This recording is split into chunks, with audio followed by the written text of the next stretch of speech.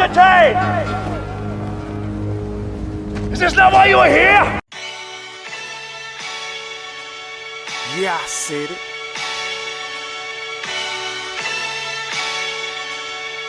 Yeah, I said it.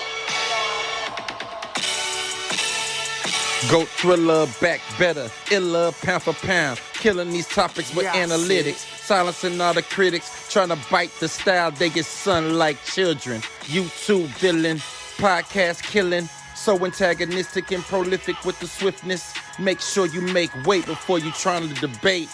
Yeah, I said it, and I never hesitate. Hit them with hooks, cause these rooks took the bait. Start the show, cause goats never hesitate. Ducking smoke, got them sweating at they toxins. Yeah, Goat thriller, cleaning up the sport of boxing. Aight then. Yeah, I said it.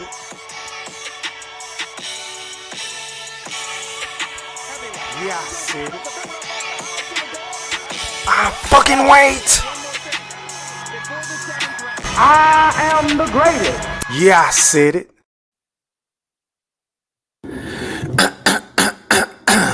Now, before I get into what I'm about to get into, I just want to make sure that each and every last one of y'all hit that like or dislike button. And don't forget to put some motherfucking Coach K Duke full court pressure on that sub button if you're new to the channel. And please don't forget to ring that noti bell so you could be notified via email each and every time your boy E Thriller, aka Hamrothstein, aka Goat Thriller, aka the Black Picasso, because I paint these pictures so vividly with my words on the sport of boxing whenever I feel like it. And once again, fight fans, ladies and gentlemen in the Wolf Pack, welcome back. Now, first things first, man. Shout out to everybody that's watching this live stream podcast on my YouTube account. Shout out to everybody that's watching this live stream podcast on my Facebook account, my Twitter account, my TikTok account, my IG account, Salute, and Facebook. I cannot forget about Facebook. Make sure whenever you pull up in the dough, can you please hit the like button and drop some threes in the chat once you have hit that like button. And if you can hear your boy E Thriller, aka the Black Picasso, painting these pictures so vividly with my words. Shout out to the playback gang. Shout out to everybody that's working right now that can't be out and about, but they listening to my motherfucking show. Shout out to everybody in the Wolf Pack. I hope everybody had a phenomenal Thursday. Now, yesterday, Day 2 of the press conference took place in New York. So what we're going to do today, once again, kind of similar to what we did on Tuesday night, we're going to go back and listen to a couple of sound bites, some of the best moments in the Errol Spence Jr., a.k.a. the Big Fish, versus Terence Crawford's press conference. And then I'm going to go in and cook in between, you know, certain things that's being said, you know, like debunking some dumbass shit that Derrick James said or Errol Spence said, you know, shit like that. So for the record, go get your popcorn. And YouTube, I do not own the rights to this content. This is for educational purposes only. I'm not going to show the visuals because I don't want to get flagged. So if you're new to the channel, hit that like button and sub up. But I'm not going to show the visuals. I'm only going to play the audio. Now, I want y'all to listen to what Errol Spence Jr. said on Tuesday. This is going back to LA because I'm going to make this shit make sense once I show y'all this clip. And then I'm going to show y'all another clip of what he said in LA. So without further ado, DJ E Thriller, roll that clip. As a matter of fact, let me get my shit right. Let me check the chat, man. Drop some threes if y'all can hear your boy E Thriller, aka the Black Picasso. Drop some threes in the chat. Shout out to the Peeping Tom. Shout out to everybody in this bitch, man. Please hit that like button. I got 33 people in here so far. I appreciate everybody for sliding with you, boy. But hit that like button, man, if you fuck with E Thriller, aka the Black Picasso. Y'all let me know if y'all can hear me. I appreciate that, Mike. Appreciate it. Appreciate it, John Bailey. What up? All right, so let's go ahead and run this shit, man. Once again, I don't own the rights to this content. Let's go back to the LA press conference real quick. Let's run it. Fighter of this era. Definitely not, man. I'm not gonna lie. Tyrann got the best matchmakers in the business. You ain't fought nobody, man. You haven't beat anybody undisputed at 140. Who you fought at 135, and who you fought at 147. Even you fought Sean Porter. Even Sean Porter said, "What did I do to Sean Porter that you couldn't Sean do?" Porter said he did not train like he should. He didn't do the things that his daddy told him to do. What are you talking about? Even his daddy said it. Even his daddy said it. You butthurt that I got the. Even his daddy said it. You butthurt. Even Kell Brook, he was already broken. So was he broken when you fought? No, he wasn't broken. How come I broke the other eye? He came off. I broke the other eye. Yeah, that's how I got broke. That's how I got broke. He came off a stoppage. What does it matter? He came off a stoppage, and then he fought you. What does it matter? Months prior. What does it matter? So was he broken or not? No, he wasn't broken. No, he wasn't broken. Yeah, you're right. You're right. What you talking about? I had the same surgery he had, and what happened? So what they say about you then? You fight me then? I'm gonna break the other eye. So what they say? So I'm broken then, right? Well, you broken. You gonna be broken July 29th. Yeah, we gonna see. You gonna be broken. So that begs the question, We Errol. gonna see. What is a Yes. All right, so ladies and gentlemen in the Wolfpack, let's take heed to the fact that Errol Spence loves to claim that Terence Bud Crawford has fought absolutely, positively nobody in his career, right? That's the narrative that he's been pushing. That's the narrative that a lot of us, his worshipers and Neanderthals and imbeciles who really don't know shit about the sport of boxing outside of, I hate Terence Bud Crawford's guts because he's just so much better than my favorite fucking fighter. For whatever reason the case may be. Now, I want y'all to take that and put that in y'all back pocket because I'm going somewhere with this shit tonight because I'm about to paint this picture so fucking vividly with my words. Let's go out to YouTube this time. Let's go over to Showtime. Shout out to them. And once again, YouTube, for the record, I do not own the rights to this content. This is for educational purposes only. Make sure y'all go hit the like button on this shit. As a matter of fact, I already hit the like button. So, as y'all can see, the title reads, somebody is going to break Errol Spence and Terence Crawford intense interview. This is right after the event in New York the other day whenever they had the presser at 10 a.m. my time. But I think it was at 11 a.m. In the morning in New York. So shout out to everybody that saw this shit. But I want y'all to pay very close attention to what the interview asked Errol Spence. And let's hear what he had to say because, again, he specifically stated, like he's been saying for 5+ years, that Terence Crawford has fought nobody. Let's keep that in mind. Let's roll this shit. Let me take this shit off the screen. Hold on, y'all. All right, let's run it. Well, let me ask you. You've seen his career. Everyone's seen his career. I'm going to ask him the same question in just a second, but start with you. What would you say is his best win? What's his best win? I mean, I feel like his fights was great. I mean, stop the presses. Stop the motherfucking presses. Now, y'all can clearly hear the interviewer asked Errol Spence, what is Terence Crawford's best win on his resume? I mean, that was a phenomenal question. I love that question. And Errol Spence really sat up there with a straight face. I wish I can show this shit. But he said, I feel like all his wins are good. Nigga, what? So wait a minute. You mean to sit up here and tell me that you've been spreading this bullshit propaganda this entire fucking time heading into this fight? Whenever you was fighting a Mikey Garcia, whenever you was fighting a Sean Showtime Porter, whenever you fought Danny Swift Garcia, whenever you fought your Danis Ugas, whenever you were trying to pimp and pander for a fight with a Canelo Alvarez, whenever you drove your ass down to San Antonio during COVID, yeah, I said it, on the DAZN platform, said, instead of fighting Terence Crawford, I mean, that fight is good, but I can move up to face Canelo at 160. Whenever he sat up there and said that, he has been saying time and time again that Terence Bud Crawford, a.k.a. the boogeyman, a.k.a. the #1 pound-for-pound fighter in the sport, and it ain't even close, hasn't fought any fucking body. He's been saying this shit time and time again. And now that here we are at the motherfucking press conference, you've been popping your shit the way that you've been popping your shit in LA, and then you get to New York and you said the same dumbass thing only to double back and totally contradict yourself from what you've been saying all this fucking time. All this fucking time. Let's rewind that shit, DJ E Thriller. Hold that thought. Let me hear this shit because I want to make sure I ain't tripping. Shout out to everybody in the chat. Am I tripping? Am I reaching? It's your boy E Thriller, aka the Black Picasso Reacher. See, this is one of my special talents in this shit, man. I am a very fucking great I'm a great listener, y'all. Listen to this again. Let's roll that, E Thriller. Hold on. What's his best win? Fast. It was pretty funny, I'll admit. All right, Errol, let me ask you. You've seen his career. Everyone's seen his career. I'm going to ask him the same question in just a second, but start with you. What would you say is his best win? What's his best win? I mean, I feel like all his fights was great. I mean, I've been a fan of Terence Crawford. I'm a fan of boxing too, so I watched everybody. Like people even ask me, "You've been studying him? You've been watching him?" I'm like, I've been watching him. Man, this is totally different than what you've been saying this whole time, bro. I mean, forgive me for being motherfucking nitpicky. Forgive me for calling out the obvious because this shit makes absolutely no sense. I mean, damn, Earl.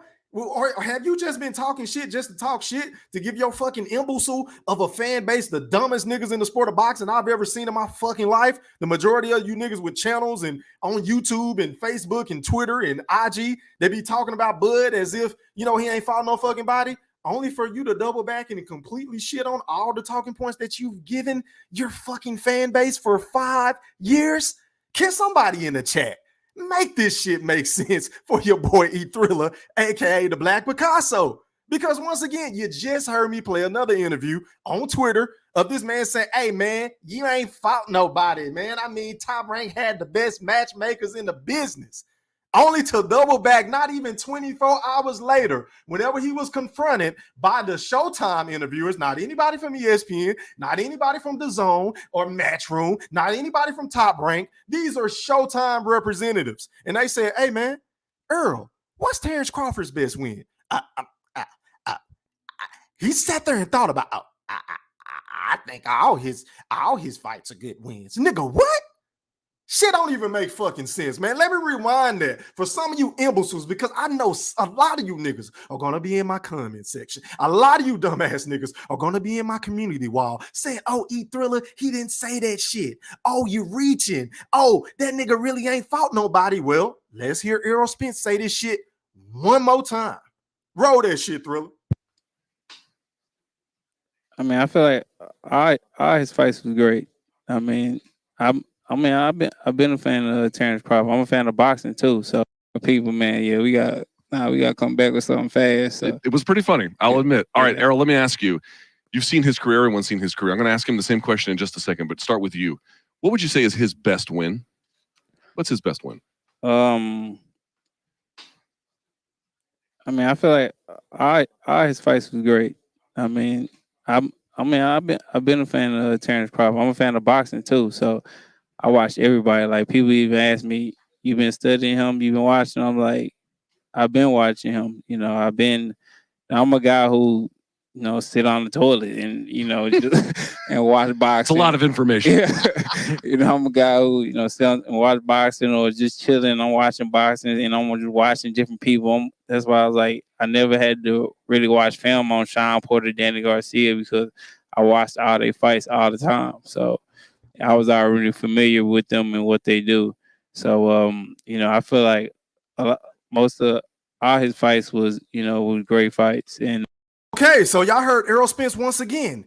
The man doubled down on what he stated. I feel like all of Terence Crawford fights are great fights. So my nigga, is this shit just for show? Is this shit just for clicks and likes and views and to get niggas on your side to basically stall the biggest fight that we've been begging for you to take for 5 fucking years? I'll wait. I will fucking wait.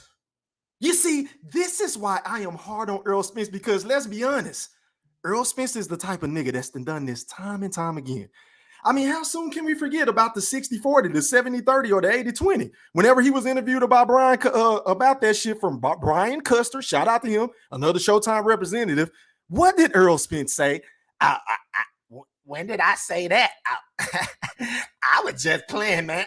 I wouldn't expect nobody to take 80-20, 70-30, or 60-40. Oh, I said that on my girl. When did I say that? Playing stupid and shit. You understand what I'm saying? Errol Spence said that, but I can vividly remember. All you got to do is go watch the best series on YouTube. I dropped parts 1 through 19 on Here's Proof that Errol Spence is ducking Terence Bud Crawford. 19 motherfucking classics of all factual evidence highlighting exactly what the fuck I be saying. Errol Spence said that shit on multiple occasions. Let me double back to what I stated earlier. Hello.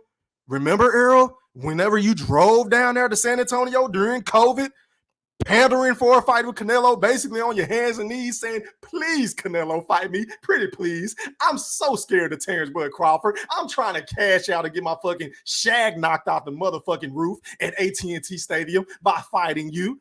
I know I can't whoop your ass, Canelo, but can you please give me a payday? Pretty please. I got to take care of these horses. I got to take care of my chickens. I got to take care of my cows and shit. My ranch.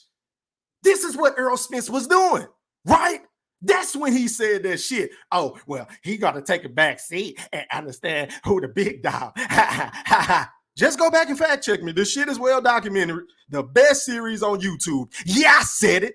And I didn't stutter. So now that I done got this part out the way, because this is my first point of the night, I don't want to hear none of you niggas coming on my panel no more, ever saying that Terence Crawford ain't fought nobody, because your guy just stated two times in my Booker T voice that all his fights was good fights. So my nigga, why are you discrediting the Sean Porter fight?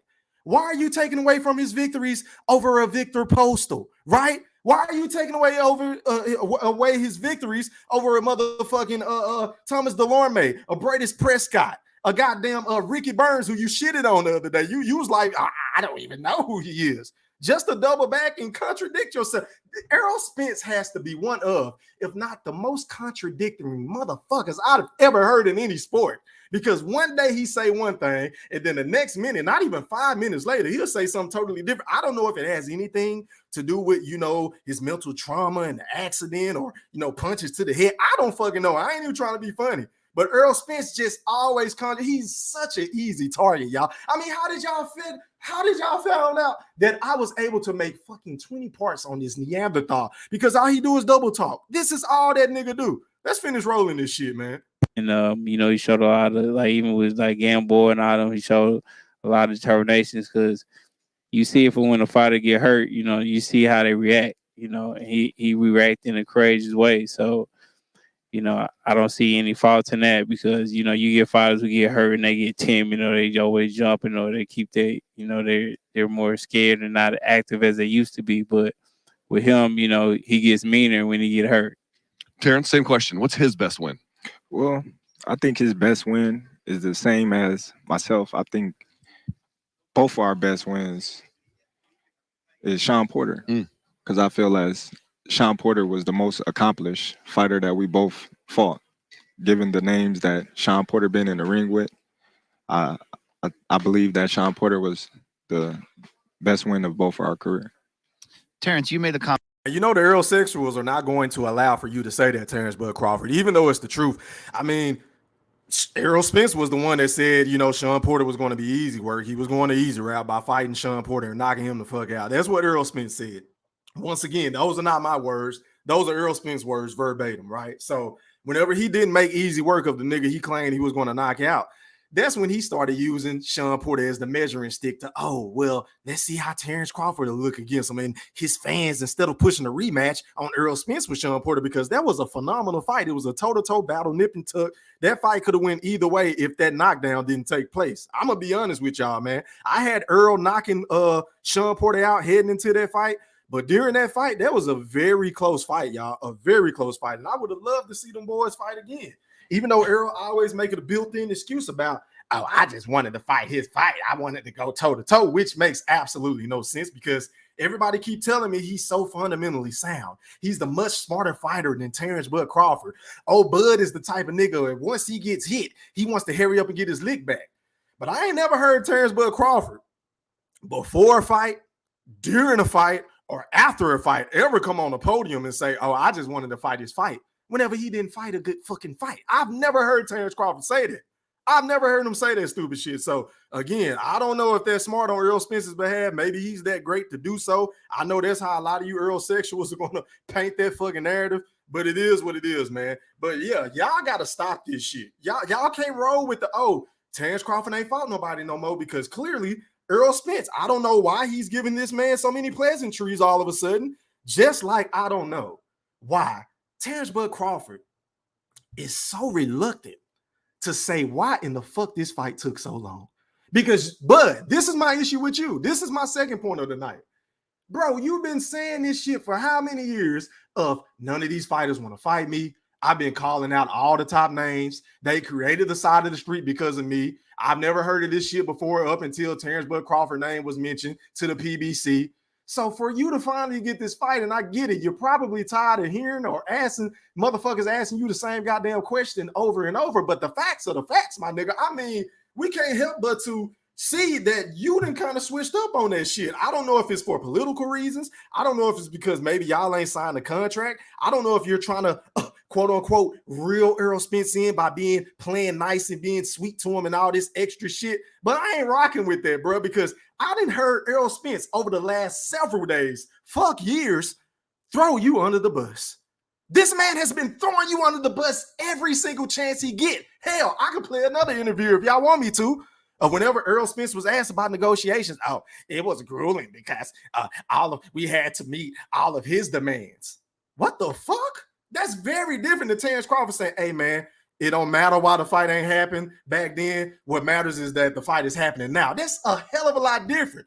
Terence Crawford, I don't like all this being politically correct shit. And I know you're not the guy that has the gift for the gab, and I didn't expect you to go up there and turn into an Adrian Broner or a Keith Thurman or a Floyd Money Mayweather or a Muhammad Ali or a Roy Jones Jr. or a Mike Tyson. I understand that. Neither did I expect for Errol Spence to do that, which is why I don't understand why a lot of you niggas that's been on social media been bitching and moaning about these press conferences because, hello, these niggas don't have much of a personality. We knew this coming into this shit. And I'm going to be honest, I have been very entertained based off of these two individuals' personalities. We know Terence Crawford isn't a nigga that like to do interviews and talk. And we also know Errol Spence is very reserved as well. He only pop his shit whenever you fuck with him. The same can be said about Terence Bud Crawford. We wasn't begging for this fight to see a goddamn press conference because we know all of the action leading up to this fight was going to be nothing compared to what we were going to see the night of the fight. Facts, Thriller, facts.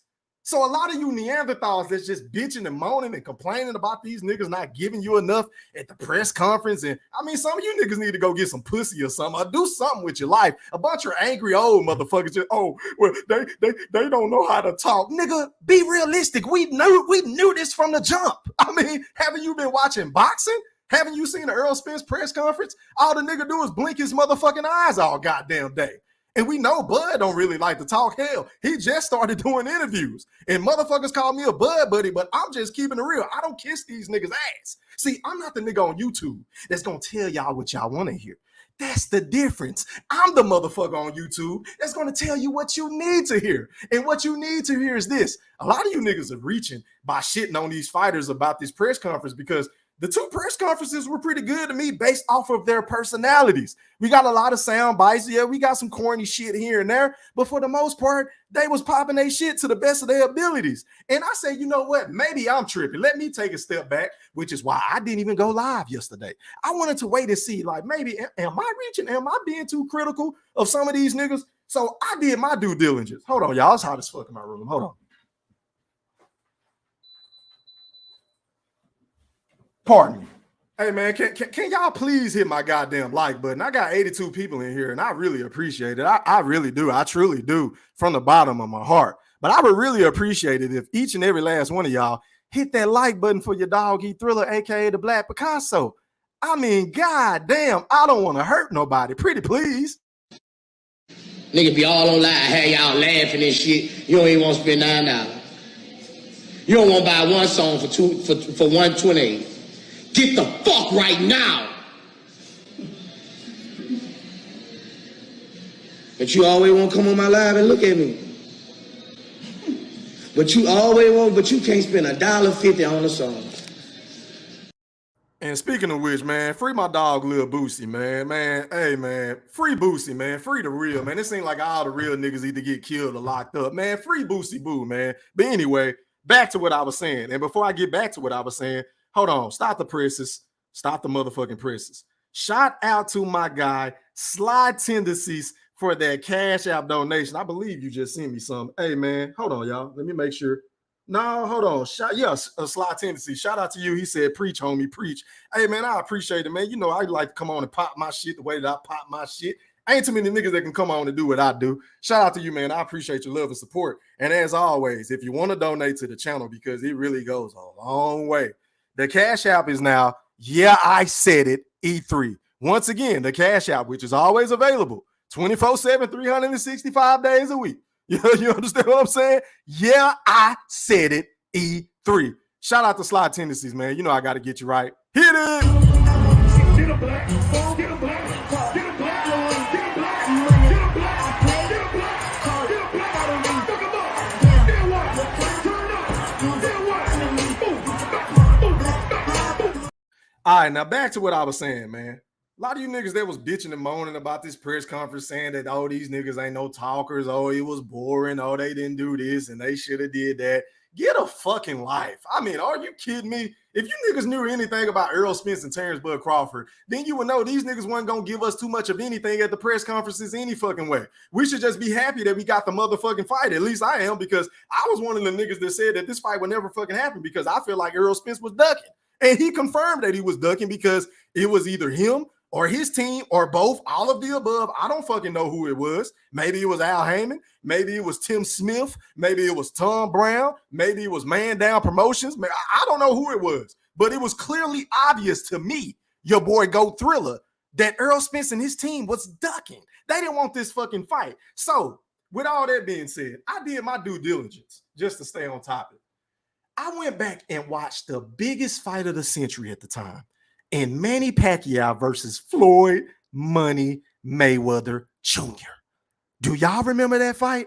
That fight took place several years ago. It was the biggest fight that we was all salivating for.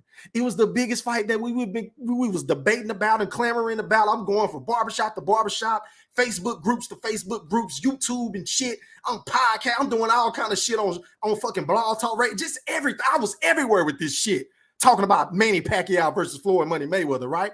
So I went back and watched that press conference before I came on tonight.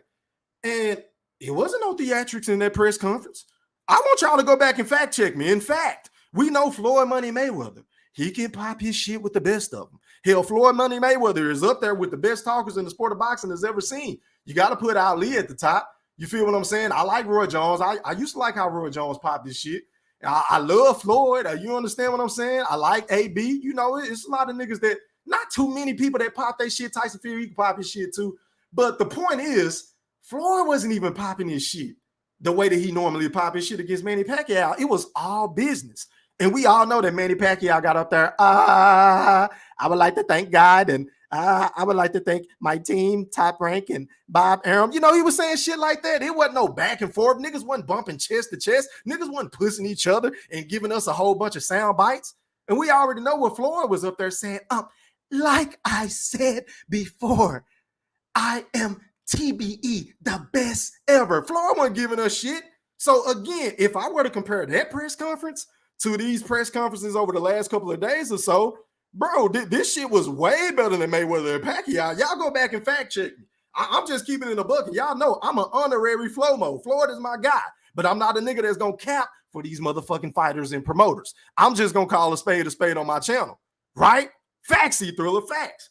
Go do your research. So once again, to all you niggas complaining, saying that Bud is corny and saying that Earl is corny and saying that, oh, they should have gave us more and they should have did this or they need to be doing that. Shit, it was better than what I expected. To be honest, I mean, a lot of you niggas just nitpicking. I guess y'all just want to nitpick about shit. Hey, man, it is what it is. Everybody's entitled to their opinion.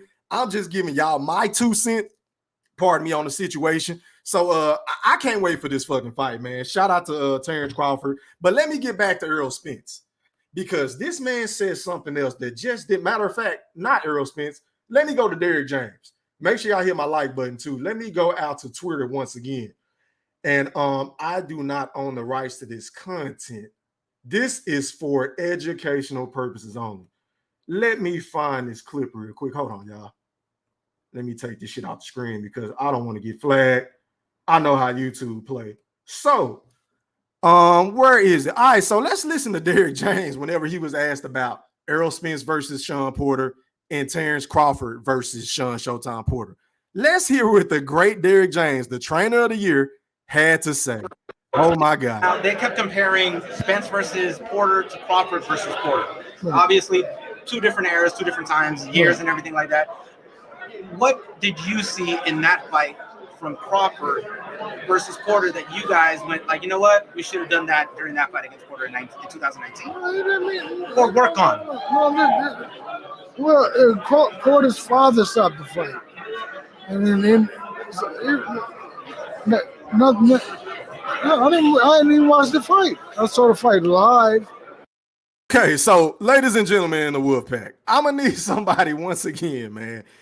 Oh Lord, to make this make sense, Derrick James just sat up there and said, "Oh, his daddy stopped the fight. Sean Porter daddy stopped the fight. I didn't even watch the fight, but I did watch it live. Nigga, which one is it? Did you watch the fight, Derrick James, or did you not watch the fight?" And the reporters, these niggas in the media, I don't see how they sit there and just listen to this shit without, having a rebuttal. Like, damn, Derrick, you just said that you watched the fight, bro. So did you watch it live or did you not? Because you say that you don't watch boxing. At least that's what you always want to portray whenever you were asked about a fight between Errol Spence Jr. and Terence Bud Crawford, the boogeyman, right? Oh, yes, the boogeyman is back outside. And you love to deflect. You love to say, "Oh, I don't really watch boxing, man. And I don't really care if the fight happened. Just everything just so nonchalant. He don't give a fuck about nothing. He don't watch boxing." My nigga, which one is it, Derrick James? Maybe I'm tripping. Let me read the chat. Let me rewind this shit. Y'all let me know if I'm reaching in the Wolfpack. Let me roll that clip again. Now, they kept comparing Spence versus Porter to Crawford versus Porter. Obviously, two different eras, two different times, years, and everything like that. What did you see in that fight from Crawford versus Porter that you guys went like, you know what, we should have done that during that fight against Porter in 2019, or work on? Porter's father stopped the fight, and then nothing. I didn't even watch the fight. I saw the fight live, and I was watching as a fan of boxing, and so I really haven't even watched it like that. I mean, I really didn't watch the fight. I was watching the fight live, but I really don't watch boxing. But I did see the fight, nigga. What? Are you fucking kidding me? Please don't make me fart. Pretty please. I mean, some of the biggest Earl sexuals I know that I debate with every motherfucking day, on air and off air. Shout out to my brother in real life, the General Big Fish. Shout out to my other brother, man, the BFB Master Q, aka the Ringmaster, aka the A-side in the Wolfpack. Yeah, I said it because he watched 3 niggas at one time, had them niggas running out the ring and shit like they threw niggas, he was smacking niggas around and shit. It is what it is. Shout out to my nigga Q. But even they won't even try to defend some of the dumbest shit that Derrick James say. I mean, you want to talk about a walking contradiction, which is why I put who is the most delusional motherfucker out of these 3 on my community wall this morning. I put Teofimo Lopez, which is going to be very hard to beat. I think he's leading the pack right now. I put Derrick James up there because Derrick James is the same nigga that sat up there and said on Tuesday that, Teofimo already was 2 times undisputed in 2 different weight classes. Nigga, what?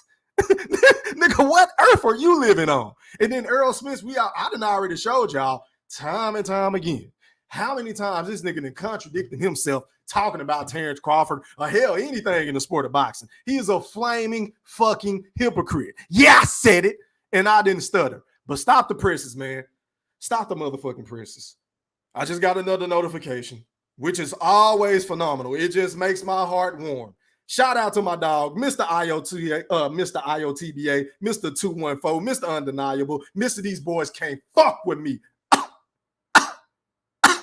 On my worst day. I mean, because y'all know how I'm coming. Hold up. Y'all know how I've been coming. Hold up. And y'all know how I'm going to continue to come. Shout out to my dog for sending me a Cash App donation. He said for the cook. Hey, man, I appreciate it. And y'all already know. I got to get you right, man. Hit it. Get a black, get a black, get a black, get a black, get a black, get a black, get a black, fuck 'em up. Then what? Turn up. Then what? Yeah, man. Shout out to IOTBA, man, once again, man. Now back to what the fuck I was saying. Derrick James, you got to stop this shit, bro. I mean, it's one thing to, take up for your guy, and I get it. Errol Spence is your fighter. Errol Spence has brought you to the pinnacle as a trainer in the sport of boxing. Errol Spence is the creme de la creme in your stable. I understand it. But my nigga, you got to start making sense, bro. I mean, alcohol is a hell of a drug. And y'all know I normally don't talk about this type of shit on my channel. But I'm starting to think that Derrick James is a bit inebriated more often than not is what I'm trying to say. Like some of the shit he be saying, I'm like, yo, he can't really be this goddamn dumb. He can't be this dumb. He can't be this dumb, and he think we gonna sit up here and ride with this shit. But guess what? I bet you it's gonna be a lot of niggas that give Derrick James a pass for saying this stupid ass shit. Just like they gave him a pass for saying that, oh, Derrick James, he said, oh, we did $750K with Sean Porter and Errol Spence. Nigga, what? Eric James is always manipulating numbers and narratives, and Terence Crawford only sold this amount when he really didn't sell that amount. Oh, Errol Spence sold this amount when, nigga, he didn't sell close to that. Like, Derrick James be all over the place. So that's why half the time I don't even like listening to Derrick James. I didn't want to hear shit he had to say at the press conference, but shout out to him because he did kind of jump the shit off whenever he mentioned that whole Femos situation. That's when Bud went back at him, and then that's when Errol had a Brimley moment. Shout out to my dog. Is that Stephen Brimley? Errol Spence got in his feelings and got all uptight because he can't live with the fact that Terence Crawford is just leaps and bounds ahead of him when it comes to accomplishments. You're going to have your time. Maybe I don't know, because if you get knocked the fuck out the way that I think you're going to get knocked the fuck out, then maybe you won't have the opportunity to accomplish everything that the great Terence Bud Crawford has accomplished in the sport of boxing. Because once again, for a lot of you haters and naysayers and Neanderthals who hate my guts and hate Terence Crawford more than y'all hate me, y'all can't take away from the fact that this man has already had his hand casted into the Boxing Hall of Fame. He is the only active fighter to ever have his hands casted into the Boxing Hall of Fame, dog. And I know a lot of you niggas can't live with that shit because deep down in your heart of hearts, y'all want that to be Errol Spence. But the truth be told, Errol Spence has to put in more work. Errol Spence has way more shit to do in the sport of boxing because, hello, this nigga's still stuck in the same division. He's been at welterweight for how many fucking years now? Over a decade with only 3 straps to show for it. God bless him. He finally made the fight that we've been begging for him to make. But we all know Errol Spence is not on Terence Crawford's level. Whether that's a skill set thing, whether it comes to accomplishments and shit like that. So y'all can talk about resumes all you want, but y'all can't even talk about that shit because your guy, the king of fucking Zamunda, just sat up there and said in an interview that I just played, oh, our Terence Crawford fights are great fights. That goes totally against all of y'all fucking talking points that y'all been telling your boy E Thriller, aka the Black Picasso. And stop the presses. Stop the motherfucking presses. Shout out to my brother in real life. The General Big Fish has just sent me a cash out donation. He said for Boosie, hey man, free Boosie Boo, man. As a matter of fact, man, you know I got to get you right, Big Fish. You already know I got to get you right. Hold on, where my shit at, Fish? Where my shit at? Here it is. On the live where I see numbers. Oh, I'm getting flashback. 7,000 people. Oh, I ain't seen this since my face. Man, I just got flashback. Man, I got 6,000 people. Man, I got flashback. Man, I used to have 70,000 people alive, man. Man, I'm saying, man, shout out to the General Big Fish. Word to Boosie, man. The nigga used to have a lot of niggas watching my live before I got demonetized, before they start fucking with my channel after one of these bitch-ass niggas reported me. But it is what it is. So with that being said, can y'all do y'all due diligence? Can y'all hit my like button right now? Because I got 107 people watching me right now with 74 likes. That means I got over 30 to 40 niggas just in this bitch soaking up game, in this bitch biting, stealing my thumbnails, stealing my catchphrases, stealing all kind of shit, stealing our lingo. Shout out to everybody in this bitch biting and hating. Shout out to you hoe ass niggas. You over here anyway, you might as well hit the like button. I mean, can you show your boy E Thriller, aka Go Thriller, some fucking respect by hitting my goddamn like button? I know you hate my guts, but can't none of y'all niggas fuck with me. It is what it is. I mean, the proof is in the pudding. But anyway, back to what the fuck I was saying. But Errol Spence and Derrick, y'all got to stop all this hating, man, and moving the goalposts and saying one thing one day and then the next day you say something else. And Terence Crawford, goddamn it, I got to get on you again too, because I don't want to hear you say, "Oh, well, it doesn't matter that the fight is being made now." No, that ain't what you been saying, bruh. You ain't been saying that. I need you to pick a side and stay on that shit. Just how you told fans before this fight was made and announced that, hey, it's pick a side season. You either with me or against me. I need you to keep that same motherfucking energy whenever it comes to this ducking shit with Errol Spence, because everybody in their mama know that's unbiased and objective and a real fight fan, right? Everybody know this nigga been ducking you, bro. Everybody know that he was the same nigga to say, oh, I don't really get into the politics of boxing, just to turn around and use politics against Terence Bud Crawford. So I don't want to ever hear you say, oh, it don't matter because the fight is made now. Fuck all that. That's when you throw that motherfucker under the bus the same way he been throwing you under the bus. Yeah, I said it. And I didn't stutter. I don't give a damn if you don't agree with it. I'm only going to tell you what you need to hear, not what the fuck you want to hear, bud. But anyway, man, listen. Hold on, y'all. I think there was another clip that I wanted to play for y'all. Give me 1 second, man. All right, so let's listen to this soundbite because this is pretty good. This was pretty creative. For fighters like Terence Crawford and Errol Spence. When we were in LA, but you said, hey, look, this guy is so-called the big fish, but I'm gutting him on July 29th. Talk to us about that. Well, I like to go fishing. Everybody know those are my hobbies. Man, that's cat. He's not catching me with no fishing pole, hey, listen, man. I'm the biggest. You can't catch me with no fishing pole. Listen. What it look like catching Moby Dick with a fucking fishing pole, man? Get out of here, bro. They all been caught before. Man, not with no fishing pole. Every last one of them. And July 29th, he gonna be caught too. I got a big enough hook for him, and I'm already reeling them in. July 29th, I'm gonna have a submarine. I'm gonna put him on the bank. I'm gonna put him on the bank. I'm gonna gut him and I'm gonna fillet him. Man, you better have a submarine. All right, we gonna catch him. Well, matter of fact, we already caught him. We just reeling him in right now. And July 29th, that's when we're gonna get him to the bank. We'll probably weigh him, put him on a scale. You ain't got a scale big. Chop his head off. Cut him from, the gut, the little butt up. Take the little vice grips, pull the skin off, take the little. Hey, man, that shit sound real surgical. Y'all can call it corny all y'all want. But if y'all look in the seriousness in this nigga face as he's talking, I wish I can show y'all this shit without YouTube hating on the nigga channel.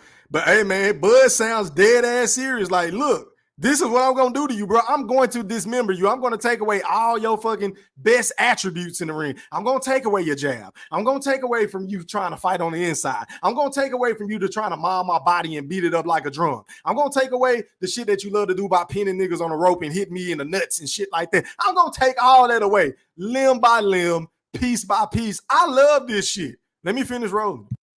The little knife. It don't even sound good. Let me ask you this, bud. Y'all like fish? How many of y'all like fish?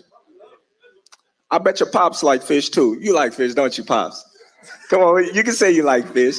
You know what I mean? Your son, the big fish, so he love fish too. So we gonna, you know what I mean? We gonna give his pops. We Jamaican, man. We smoke bud. You already know how that go. It's legal in Vegas too, so we gonna smoke your ass up. Hey, y'all do. It's legal in Vegas too, so we gonna smoke. We gonna roll you up and smoke you up too, man. Y'all get that new bud strand, man. Hey, but you know the crazy part about it is, you know what I mean? Y'all do smoke bud in Jamaica. I forgot, but this ain't new bud strand. This ain't no bud. This ain't no kind bud. You feel me? This ain't the bud that you just can buy on the streets. This that marinated bud that you hit one puff, you might be seeing stars like how high. Just know. Man, Terence, let me ask you this. Whack. We don't do that. Hey, man, I love it, man. I mean, for these two dudes, once again, let me preface my comments by saying this. I love the trash talking between these two individuals because we know that neither one of these dudes are very witty. We know that they don't really like to talk. They more of a leading by example, getting in the ring and showing and proving. They ain't really trying to build up a fight like an Adrian Broner or a Muhammad Ali or a Mike Tyson and Floyd Money Mayweather. They ain't really with all the extracurricular theatric type shit outside of the ring.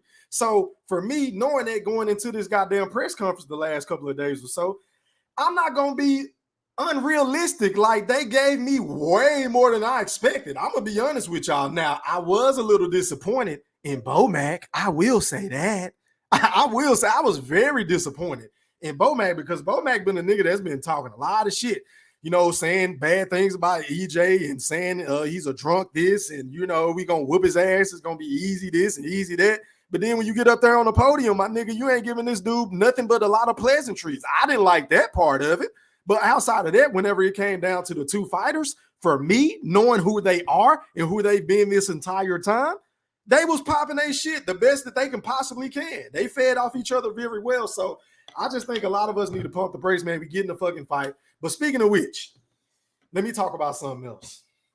Because I've been noticing a lot of people feeling like, oh, just because Errol Spence won the press conference, and I got to give him credit. He won the New York press conference. I give him credit for that. He did his motherfucking thing. He had the way better sound bites than Terence Crawford. But just hear me out. Winning press conferences don't mean a motherfucking thing whenever it comes fight night. Because you can say whatever you want to say outside of the ring. You can say that you the Moby Dick and you the biggest and you smoking bud packing. All that shit sound real good. But both of y'all niggas are going to have to get in the ring and prove it. So I see a lot of you Errol sexuals getting all over emotional and happy and jumping for joy and jumping up and down and stomping your feet and jumping out the gym like motherfucking Vince Carter. Shout out to VC, because Errol Spence is way bigger than Terence Crawford. I mean, never mind the fact that the nigga was wearing Ike Turner fucking high heel shoes and shit. I mean, we just don't ignore that. I mean, come on. And then honestly, now that I'm thinking about it, all that height shit ain't gonna mean a motherfucking thing anyway, because hello, Terence Crawford has the longer arm reach by 2 inches. I believe his arm reach is 74 inches and Errol Spence's is 72. So enough with the nonsense. A lot of you niggas are going to be you're going to be truly sad whenever this fight don't go the way that y'all think it's going to go, because I keep hearing a lot of you niggas breakdowns. Oh, y'all just think he's going to be too big, too strong. Bud doesn't have a chin. Bud got dropped by green beans. Bud can't do this. Bud can't fight on the inside. Bud can't take away the jab. Bud was struggling with Kell Brook. Bud was struggling with Sean Porter. Y'all keep underestimating that man. And I'm just going to tell y'all, Errol Spence is doing it too. And he might be in for a rude awakening, because a wise man once told me, let sleeping dogs lie. And if you keep tugging on Superman's cape, and if you keep knocking on the boogeyman door, eventually, at some point in time, the boogeyman is going to answer. And the boogeyman, I expect for him to show up and show out. And I think he's going to put on a brilliant fucking performance, because Errol Spence, you keep talking about how you're going to break his will. You keep talking about, oh, I'm not going to break, but I know he's going to break. This fight is going to be not going to come down to skill. This is going to come down to attrition and all that goofy ass shit, which it might be true. He might be right. But my nigga, what is your plan B? What if you can't break down the spirit, the emotional, what do you say, the emotional spirit and spiritually and physically and mentally of Terence Crawford? What if you can't do none of that, bro? What are you going to rely upon? Because I haven't heard you say anything about skills. I haven't. I will fucking wait. As a matter of fact, can somebody drop something in the chat? Because I'm one of these niggas that I always say on YouTube, I don't know everything about the sport of boxing. I just try to use my common sense and listen to these fighters and break down shit and do my film study and go off of what I'm seeing.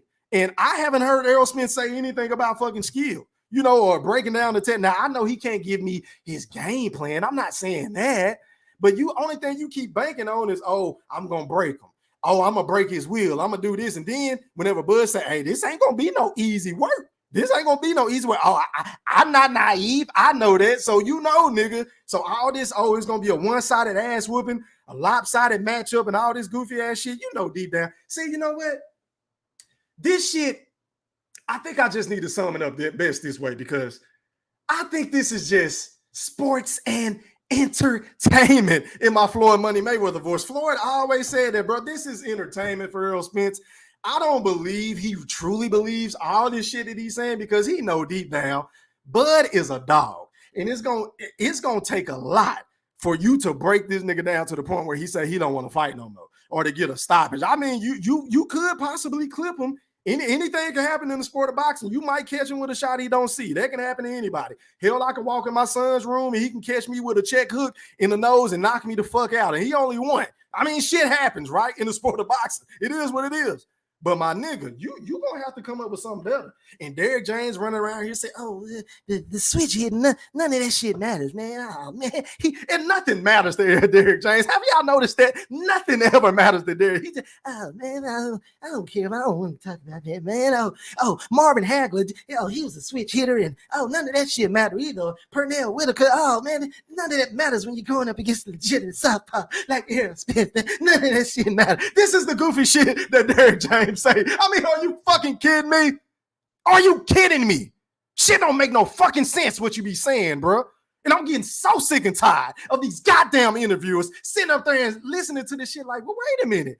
Isn't that what makes Terence Crawford special? Isn't that what made the great, marvelous Marvin Hagler so fucking special? The fact that he can switch it, the fact that he can fight orthodox and southpaw. I mean, correct me if I'm wrong or not. Once again, for some of my boxing connoisseurs, some of my boxing historians that know way more about the sport than me.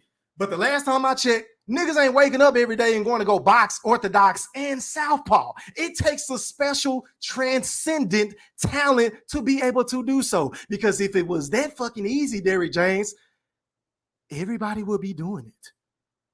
Everybody would be switch hitting. We don't have that many switch hitters in the sport today. Terence Bud Crawford is a trendsetter for this fucking era. Yeah, I said it. We see niggas like Boots switch hitting. We see Tyson Fury, he switch hits from time to time, right? We see certain fighters that know how to switch hit, but we don't see a lot of niggas switch hitting. So once again, for you to be running around here saying, oh man, none of that shit. I don't even want to talk about it. I don't even watch boxing, but I did watch the Sean Porter fight. Oh, but I didn't see it, but I did see it live. Nigga, what? Nigga, what? Which one is it, Derek? Did you see the fight or did you not see the fight? Does switch hitting matter or does it not matter? Has the man fought anybody or has he not fought anybody? Which one is it? Can both of you niggas stay on the same motherfucking page for once? I mean, I'm just saying. And while I'm saying that, I'm still gonna looking at my likes. They looking a little funny. They looking a little monkey. I still don't have 100 likes, so I'm gonna just keep talking until y'all hit my like button, and then I might read some comments because y'all being some real disrespectful motherfuckers like tonight. Y'all ain't hitting my like button. So, I mean, if y'all want a nigga to read some comments and drop the link for y'all to come on and rock on my panel and my platform, can y'all show some respect? Can y'all pay y'all respect and hit my fucking like button? So, I mean, you're over here anyway. You done already use your gas by driving over here. You're taking time away from your family and doing all this extra shit. You're listening to the Black Picasso. I'm entertaining you like a motherfucker. So can y'all hit my like button? I need at least 200 likes. I mean, god damn. What the fuck is going on, man?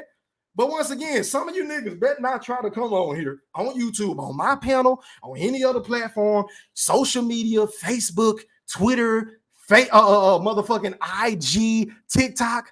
I don't want to hear none of you niggas trying to give Derrick James a pass for saying all this stupid shit. Now, that doesn't take away from the facts of he's an excellent trainer. Hell, he just might be the best trainer in the sport of boxing, right?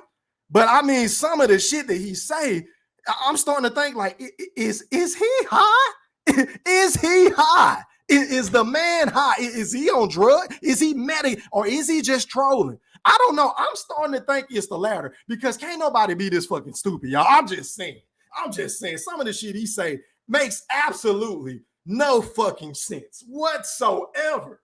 It really doesn't. But guess what? I bet a lot of you motherfucking Errol-sexuals are going to still protect that man and say he's right. I bet you. I'm willing to put money on it. A lot of you dumbass niggas love Errol Spence and Derrick James to no end, to the point to where y'all going to protect whatever they say, whether y'all know it's right or wrong. Y'all don't give a fuck about none of that because your hate for Terence Crawford runs that fucking deep. And you are infatuated for reasons I don't know with Errol Spence Jr., the big fish. I don't know what it is. But tell me where I told a lie. I'm looking in the chat and can't nobody say I'm capping. Can't nobody say I'm lying. Hell, can't nobody ever say I lie about what the fuck I say because I paint my pictures so vividly with my words. I mean, when I speak, you see the captions all in the motherfucking air and shit on your phone and whatever you're watching it on. Whatever you're watching the show on, you see the shit in captions, y'all. Derrick James be running around here capping. And a lot of you dumbass niggas keep giving him a pass, but guess who ain't gonna give him a fucking pass? I'll wait. I'll fucking wait. I ain't giving that dumbass nigga a pass. Derrick James, get your shit together, bro. And Errol Spence, you got to make up your mind too. And goddamn it, bud, you got to make up your mind too. All y'all niggas need to be held accountable. Ain't nobody safe on my platform. I don't kiss ass and shake hands and be fake for interviews and all this other goofy ass shit because that ain't what I'm in it for. I'm in this shit because I love to do this. I love talking about boxing. I absolutely love talking about basketball. I love talking about football. Oh my God, don't even get me started on football, right? I love this shit. So I'm not doing this shit for a certain incentive or anything like that. I do this shit because I want to do it. And I'm going to do this for the people. I am for y'all. That is the difference between me and them. I am for the people. I am a man of the people. I'm gonna tell y'all niggas what y'all need to hear, not what y'all want to hear. And that's one of the reasons why I'm one of the most hated motherfuckers on this bitch. But I don't give a fuck. I don't give a fuck. I'm not trying to go to Christmas dinners with you because I don't celebrate Christmas anyway. I'm not trying to give y'all birthday presents because I don't celebrate birthdays. So I don't give a fuck about none of that fluffy ass shit and trying to stroke your ego and massage your shoulders and make you feel good and make you wanna like Goat Thriller. I don't give a fuck about none of that hoe ass shit. Y'all can miss me with that dumb ass shit, but y'all starting to put some respect on my like button. I still got some people tongues in this bitch. Pretty sure I know who they are. You know, you come to my show every night, every time I go live, and you know, watch me and just I don't know if I want to hit the like button. Oh fuck it, I guess I hit it. Oh no, fuck him. I'm gonna hit the dislike button. I can't stand him. He's too real. Fuck E Thriller in the Wolf Pack. Yeah, I know y'all niggas in this bitch. But anyway, man. So that's basically what I got to say tonight. I enjoyed the 2 press conferences based off of the personalities. They gave me way more than I expected. I'm not going to bitch and moan about it, but I just want y'all niggas to keep the same motherfucking energy because all you Errol sexuals been talking all this shit over the last couple of days about this man being way bigger than Bud. He don't need no tune-ups. He did everything he said he was going to do. It's strap season E Thriller and not cap season E Thriller. I want you niggas to keep that same fucking energy on July the 29th. As a matter of fact, on July the 30th, because I will be live in direct, in the flesh, with my motherfucking camera on, popping my shit the way that I pop my shit, doing what I do best.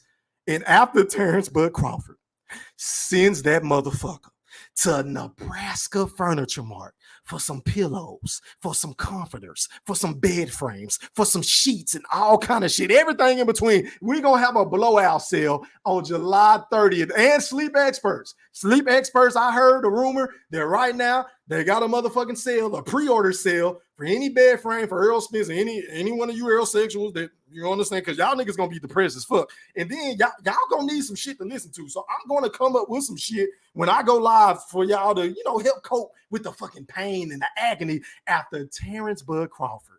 Knock that nigga the fuck out. After Bud knock him the fuck out. Y'all niggas are going to be sick, and I am, oh my God. If y'all niggas hate Goat Thriller right now, oh, can you imagine how y'all niggas are going to feel on July the 29th? Oh my God, because I ain't backing up. I'm doubling down. I mean every motherfucking word I say, because a lot of niggas call me crazy before the Sean Porter fight. When I was saying it for, 2 years before the fight even happened, that Sean Porter was going to Sleep Experts. Everybody say, oh, nigga, oh, Errol Spence couldn't stop him. Oh, he really, you don't know shit about boxing. Oh, man, Sean Porter's too tough. Ain't nobody ever stopped Sean Porter. I said, well, nigga, Sean Porter ain't never fought nobody like Terence Bud Crawford. Facts, E Thriller. Facts. All you got to do is go do your research. Go do your motherfucking research. Excuse my French while I pop my shit. Shout out to Moneybag Yo. I'm just saying. I said the shit. Niggas call me crazy. But hey, man, I wasn't so crazy after all. So I say all that to say, y'all man is going to take a long fucking nap. All that one-sided ass whooping, he can get that out of his motherfucking head because, yeah, it may end up being a one-sided ass whooping, but it ain't going to go the way that Errol think it's going to go because Bud is primed and ready. Bud has been waiting for this opportunity for a long time. And I'm going to sit up here and talk to my favorite fighter right now because I know you be listening, Bud. And just hear me out, bro. I know you're a dog, and I know when niggas say certain things, it gets you excited, and you want to go in there and beat the fuck out of a nigga or break his neck and put him in one of them motherfucking cobra clutches or Mota chokeholds and shit because you know you like to wrestle and shit like that. But bro, let's not feed into all the bullshit that Errol Spence been saying. Let's not listen to, oh, I'm going to break you, because all he's trying to do is trying to bait you into going toe-to-toe with him, and that's not what we need for you to do, because I want to see how these same motherfuckers respond that's been saying, oh, Terence Bud Crawford ain't got no more legs, E Thriller. Did you see the David Avanesian fight? Did you watch the Sean Porter fight? He wasn't using his feet, E Thriller. Terence Bud Crawford don't have the same leg movement. He doesn't have the same lateral movement, E Thriller. He's sitting more in the pocket, E Thriller. I want you to go out there and do what you do best.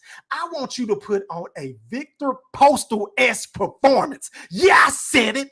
I want you to box this nigga socks off.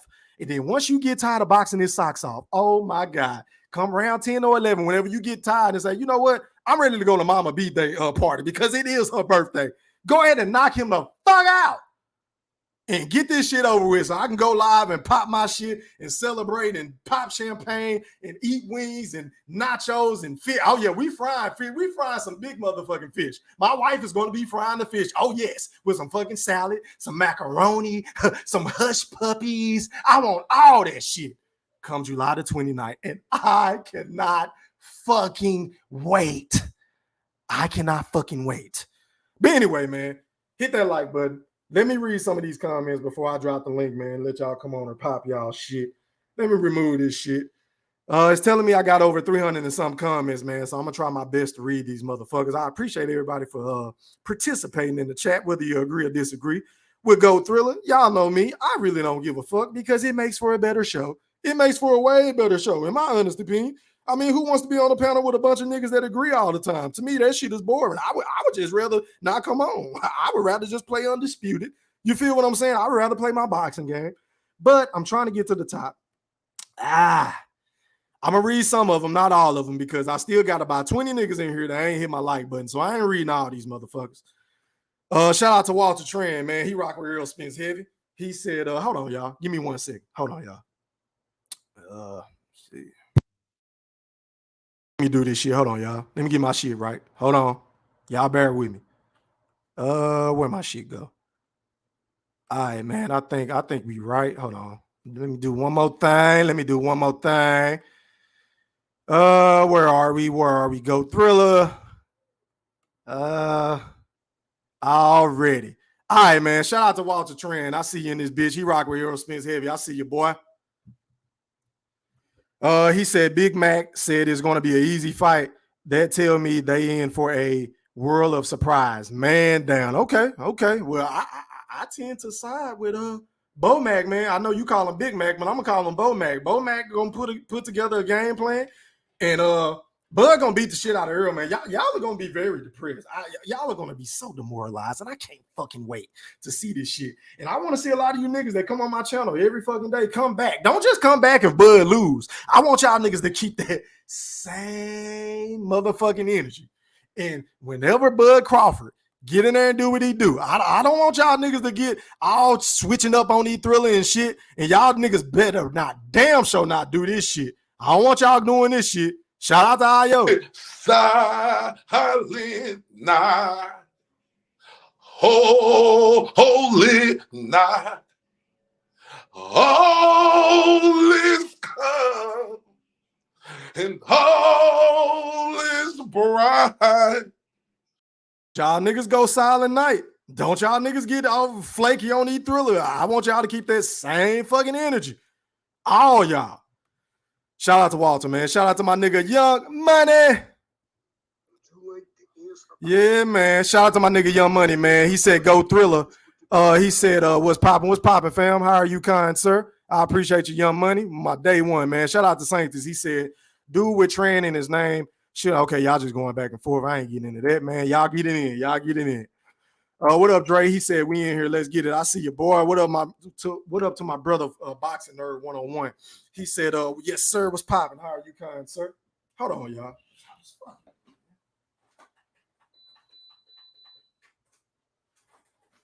Yeah, it's hot as hell. I'm sweating this bitch like Mike Irvin, man. But anyway, what up to D Young? What up to my boy D Young? I see you, boy. What up, Darnell? I see you. What's popping? What's happening? Yeah, man. Peace to the Woodpack. What up, AJ? I see you. What up, Moolah? What up? Is that Stephen Brimley? Shout out to my brother Stephen Brimley, man. What up, Mike? I see you. He said, yo, Picasso. Salute from Garland, Texas, man. Shout out to my niggas from Garland, man. What's popping, man? Texas, we in this bitch, man. What's shaking? What's happening? What up, Smitty Boxing? What's popping? I see you. Who haven't I got, man? He said, yo, Picasso, what is your thoughts on Andrade and Charlo FaceTiming each other? I saw the link on Twitter before I went live, but I didn't have a chance to listen to it. So I'm going to go back and listen to it after the show, bro. And then I'll double back one of these days this week and give my honest opinion on it. But I love the fight. I think both guys need the fight. Both of these guys have been very inactive in their career. And I think it's a great fight for the sport of boxing. That should have happened a long fucking time ago, if you ask me. I welcome that fight. And I really don't know who I would pick in that fight. I don't know yet, bro. That's a hell of a fight. I will say this, though. That's a 50-50 fight. That's a 50-50 fight. That's a fight. Al Heyman, can you make that fight? Because I think Andrade is with the PBC now, if I'm not mistaken, right? Somebody drop something in the chat. I think he's with the PBC now. So I don't see why that fight won't happen. Or why it can't happen, rather. Stop the presses. Stop the motherfucking presses. Shout out to my dog, man. This is Rob, man, for that Cash App donation. I appreciate your love and support. And y'all already know, I got to get you right, fam. Hit it. Get a black, get a black, get a black, get a black, get a black, get a black, get a black, fuck 'em up. Then what? Turn up. Then what? Yeah, man, but that's a hell of a fight, man. Excellent question, bro. Matter of fact, let me like that comment. Yeah, man, I love talking about other shit other than Errol Spence and Terence Crawford all the time. Contrary to what some people may or may not believe, I got to do a show on that shit. I'm gonna go back and watch it though, bro. As a matter of fact, if you can, I think I know where I can find it. That's a bit. Appreciate it, bro. What up to John Bailey? I see you. Shout out to my brother in real life. The General Big Fish is in the building. He said, "What up, E Thriller? What's popping? How are you, kind sir?" What up to Dank Found 554? I ain't never seen you in this bitch, bro. I appreciate you for pulling up. He said, "Sub, bro, what's popping?" Make sure you sub up to the channel, man, and sub up to my new channel. The link is pinned at the top. The link is definitely at the top, man. Yeah, man, I appreciate that. What up, Crunch Time TV? Where you been at, boy? What's popping? It's one of my day ones. Where you been at, boy? Shaking. Hope all is well, my guy. Sancta said, "Yeah, I said it. You're fucking right." Yeah. What up, AJ? He said, "How EJ don't understand that he also fought a damaged Brook is big cap." I agree. That shit don't make sense. Once again, Errol Spence is a walking contradiction. But, you know, the Errol sexuals and all these dumbass content creators are going to clip his toenails and give him a pass for saying some dumb shit that they know is not factual. But that's what they do for Cash App, Super Chats. You understand what I'm saying? It's a lot of fake motherfuckers on this bitch. And they the niggas that get all the money and the views and likes and shit like that. But the real niggas such as myself, like E Thriller, Go Thriller, a.k.a. the Black Picasso, you know, we get shitted on. But it comes with the territory. Shout out to you, man. What up to my dog? ASAP, ASAP, ASAP, ASAP, ASAP. Hey, you niggas better exit ASAP, ASAP, ASAP, ASAP, ASAP. Shout out to my dog, man. He always pull up on this boy, E Thriller. He said, E3, what up? What's popping? What's happening? How are you, kind sir? Salute. Who haven't I got? This looked like a good comment. He said, that Southpaw, I'm 140, that Crawford B was a fighter that was dug by everyone until Crawford ripped his heart out. I give Crawford his credit. Hey, man, that's some real shit. I appreciate that comment. What up to my nigga Hoplo? What's popping? I see your boy. He said, I don't think Spence realizes what he says half the time, in my opinion. That's a fair assessment. That's a very fair assessment. Who haven't I got? Shout out to my nigga Big A's. He said, "Sup, E3 in the chat. He got his popcorn ready. What's popping? Shaking. Let me see. He said, shit, Earl asking Bud who Ndongo beat to beat champion. I guarantee if you ask that goof, he don't know who Brook beat to win his trial. Hey, man, that's a good fucking point. That's an excellent rebuttal. Excellent rebuttal. Let me see. Damn, who haven't I got? What up to QT? I see you. He said, hey, now Earl want to keep it real. Yeah, ain't that a bitch? Ain't that a bitch? After all this time, he want to keep it real. Mind you, he the same nigga that's the shitted on, you know, the fan base that basically, you know, pushed these false narratives on Terence Crawford and made him to be this such big pay-per-view star and, you know, all that shit just to say, oh, man, none of you niggas on YouTube know shit. That's what Errol Spence said on Twitter multiple times. So, I mean, hey, man, they still gonna support him no matter what. I don't get it, but hey, it is what it is. What up, Holloway? He said, once again, y'all gonna twist Spence's words like we can't hear for ourselves. What in the fuck did I twist? Hold on. You gotta make this shit make sense. What did I twist up? Because this shit is coming from the horse's mouth. I didn't twist up shit. Errol Spence said, all of Terence Crawford fights are good fights. He went from saying, I mean, he's saying that now from saying, oh, the nigga ain't fought no fucking body. So what are we twisting up? Make it make sense. See, these are the type of niggas that I have a problem with. I don't have a problem with all Errol Spence fans. Hell, I don't even have a problem with all of you Errol sexuals. It's just the niggas like this nigga right here that make excuses even when they know the fucking truth. It don't matter how vividly I paint these shit. Niggas just gonna find something to disagree with. I mean, you can't fix this shit, man. You can't fix it. Let me see. Who haven't I got? Who haven't I got? Who haven't I got? Shout out to my dog Slot Tendencies for that cash out once again, my brother. I appreciate it. All right, man. Let me do this. Hold on, y'all. Let me check on my likes. My likes still not adding up. I'm missing 10 likes. Give me 10 more likes, and I'm gonna drop the link and let y'all come on and rock. I need 10 more likes, and I'm gonna drop the link and let y'all come on and rock. Get them likes up to 137. I got 137 people in this bitch with less likes. Get them likes up, and I'll drop the link. Till then, let me read some of these comments. What up to Darius Ewan? He said all facts. Hey man, I appreciate it, my brother. I mean, try telling that to Holloway 91. He making it seem like I'm lying. I mean, I don't get it, bro. I don't get it.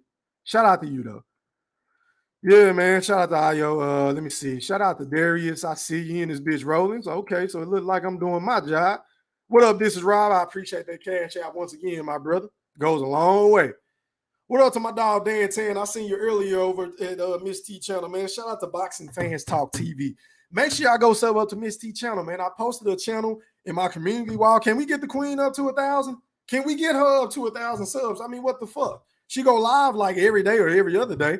She be popping that real shit. I ain't really heard no woman talk sports like this. Like Miss T be on her shit. So do me a favor. Go show Miss T some love. She got a new shirt or something that she's still into. Y'all click on that link and support her, man. Shout out to Boxing Fans Talk TV. Shout out to the queen of this boxing talk shit, man.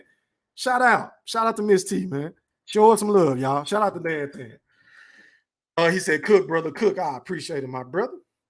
Let me check on these likes again. Yeah, I'm still missing my likes, but it's all good. I ain't dropping the link until y'all get my fucking likes up. Y'all got to pay some respects. Y'all got to pay homage, man. God damn. Hold on, y'all. Who haven't I got? Hold on, y'all. Give me 1 second.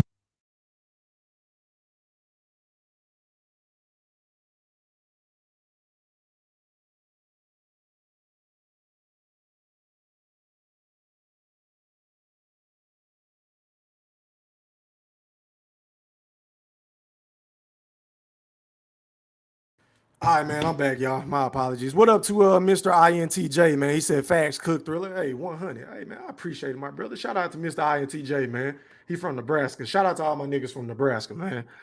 He said he grabbed his belt like Jeff Horn. EJ got more respect than I never heard. Now D. James said Bud dangerous now. But, you know, the same can be said because Bomac been showing a lot of respect to Errol Spence, too. So, you know, that's kind of a mute point, bro. I'm going to be honest. That's a mute point. Because I expected Bomac to be very disrespectful. Very fucking disrespectful, but he's been very pleasant whenever it comes to that shit. So, hey man, that go both ways, but I feel you. Haplo said May and Pat conference was worse. Hey man, I'm saying I don't know what everybody's so mad about. They gave me way more than I expected. That's just my opinion though. Go back and watch that Mayweather Pacquiao shit. That shit was trash. I expected way more from Mayweather, but he wasn't. You know, he was real calm and focused. It is what it is, man. That was the fight of the century. What up, Lyric Studio? He said, yep, they were super respectful. They knew it was about the work. Yeah, bro. So I don't know why everybody mad at Earl and Bud about, you know, what was said or wasn't said. You know, they ain't no trash talkers anyway. So I just think niggas being unrealistic and they just want something to bitch them on about. Niggas need to go get some pussy or something. Something. Nigga, go do something. Because you feel what I'm saying? Y'all niggas ain't being realistic. What up, Juice Lee? He said, salute was popping. How are you, kind sir? Let me check on my likes, man. All right, man. So let me go ahead and do this. Let me go over the panel etiquette rules before I drop this link and let y'all come on and rock. Where my shit at? Where my shit at? All right, man. Panel etiquette. Rule number 1. Please cut your camera on so I can authenticate you just to make sure. Ain't nobody coming on with no goofy shit and shit like that, man. Things of that nature, because that's not happened to me in the past. And I ain't trying to get my channel flagged. So make sure you cut your camera on and then turn it off. And once I verify who you are. Rule number 2, please mute your audio until I introduce you to the panel and to the motherfucking wolf pack. And then rule number 3, I'm not doing 5 minutes no more because it's way too fucking long to get the open panel. You're only going to get 2 minutes to pop your shit. I'm going to have a timer going. Once you hear that timer go off, no disrespect intended, but I'm passing the motherfucking mic. If it's a big panel, it is what it is. Don't get in your feelings. Hey, you don't like it? Fuck it. Deal with it. Tough titty. Rule number 4, please don't dominate the show. Pretty please. It's a lot of motherfuckers that want to come on and get their points and make their points and go back and forth with certain individuals, whether they agree or disagree. So can we be mindful of that? Can we please be mindful of, hey, this is not my show. This is Go Thriller show. And if somebody else is talking, let's not be rude. Let's let them finish saying what the fuck they got to say, unless it's the host, which is myself. And then I'm going to get in where I fit in. All right, and rule number 5, which is one of the most important rules on my panel. Please don't mention nobody else's channels. But if you gonna mention another nigga channel, hey, you gonna have to donate to the channel or you getting the fuck off my panel. I'm kicking you off. So if you want to mention somebody else's channel that I ain't got nothing to do with, or I don't say, or you know who hating on, I don't give a fuck about none of these other niggas, just like they don't give a fuck about me, right? Please don't mention them. But if you're gonna give them free promotion, nigga, that comes with a cost. So you're gonna have to cash out me $5 or $10. Period. No exceptions. And rule number 6, which is the most motherfucking important rule, respect the host and my guests. Please respect my host. Don't do no host shit that you won't do on your shit. And don't be saying all this goofy shit that you won't say to a nigga in his face and all this shit. We can keep it respectful. We can go at each other, but don't get too fucking disrespectful. Period. End of discussion. No exceptions. All right, going out to my dog. Is that Stephen Brimley? Is that Stephen Brimley? You're live on the chat. Go Thriller.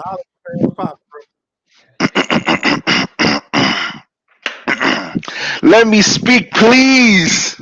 Yes, sir. What's popping? I can't call it like an alcoholic. How you doing, good brother? Hey, man, I can't complain, man. Outside of these niggas not hitting my like button. How are you? Hey, man, listen, you got to remember, you got like 15 likes on the other page, too. They all add up, baby. They all add up. Goddamn. Hey, man, that's a silver lining in this shit, I guess, man. Go ahead, man. Look at you being optimistic. Look at you. Go ahead.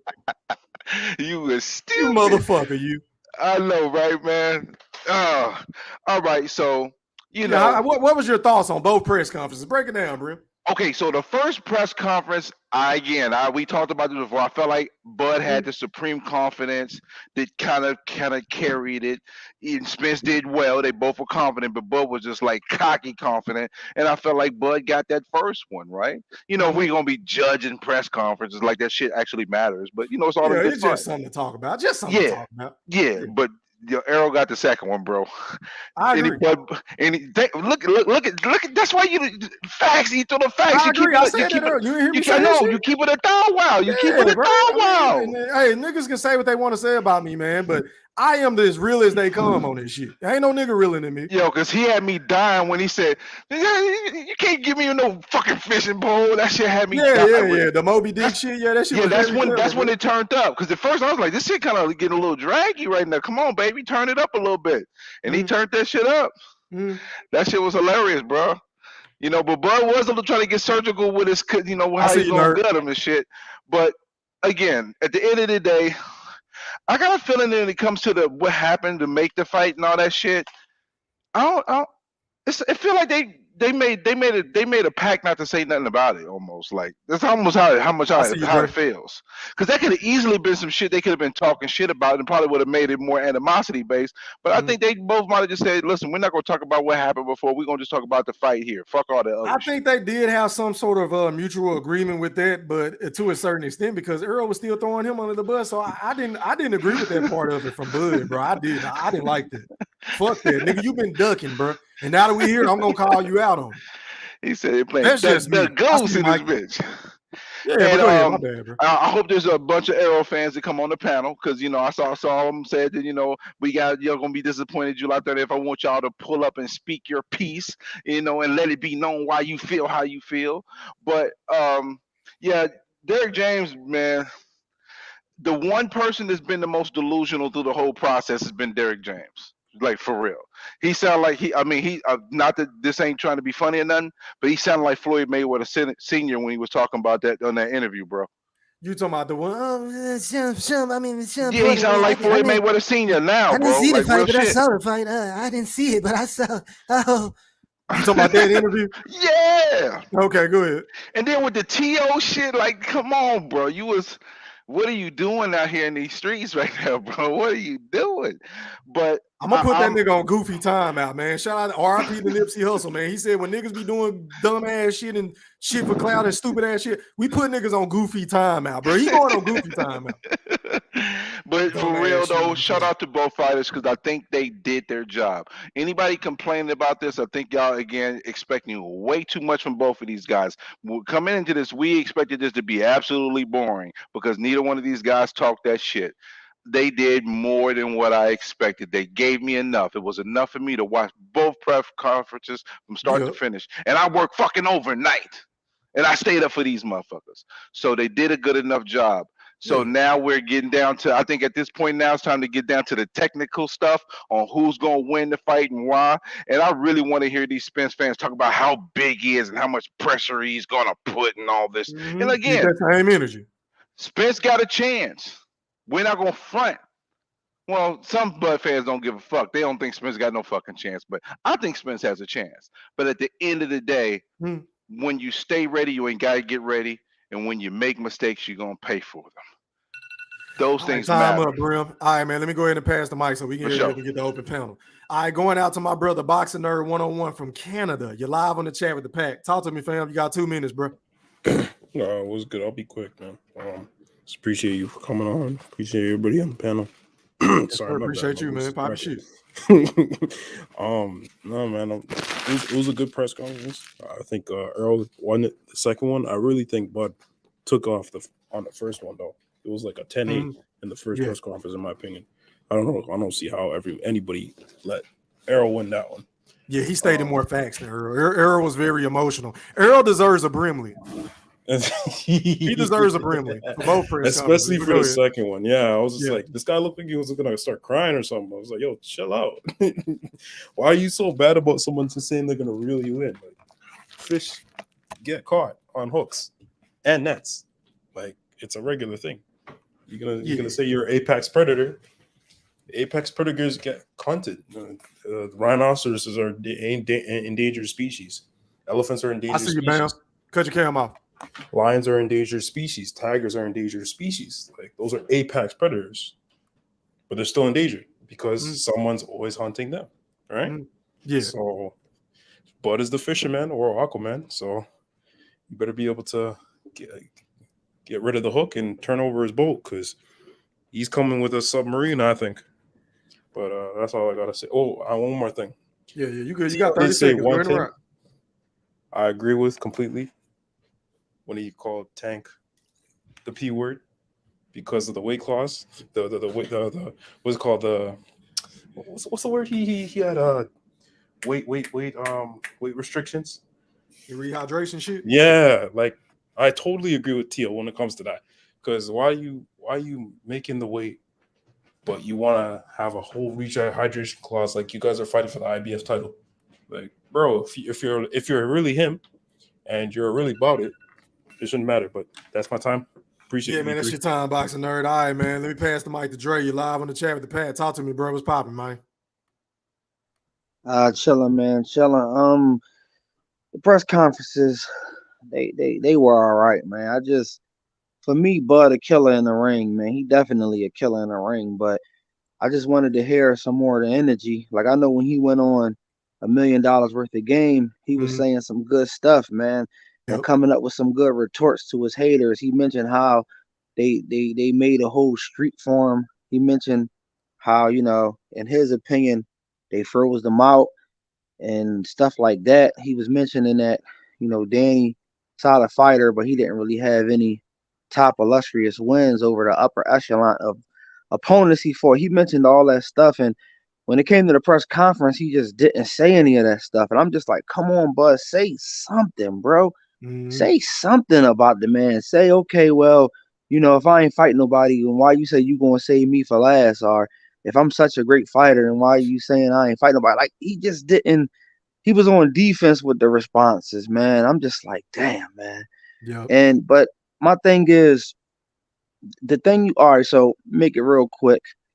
When Oliver McCall first fought Lennox Lewis, Emmanuel Stewart told Oliver McCall, he said, listen, bro, this dude is more skilled than you. He's more talented than you. He's faster than you. He's a better fighter than you. So we have to realize that in order to beat him, we have to realize his strengths in order to realize a weakness. And they realized that, okay, we need to be faster than him in an exchange. And that's how Oliver McCoy knocked him out. But we know Emmanuel Stewart was really like a true strategist. But my thing is with Derrick James and Errol Spence, they're being extremely delusional about this man's skill set. Like Derrick James, oh, that switch hitting, that don't mean anything. That athleticism, that don't mean anything. He didn't really beat. That's my time. Yeah, that's your time, Dre. That's All 2 right, cool, minutes, no man. problem, no problem. All right, man. Going out to Mikey. You live on the chat with Go Thriller. Holler at me, bro. What's poppin'? Yo, what's going on? You gave me E3? Yeah, you crispy, bro. Go ahead and pop your shit. You got 2 minutes. I bet, man. Hey, hold on, man. Mr. INTJ, cut your cam on, bro.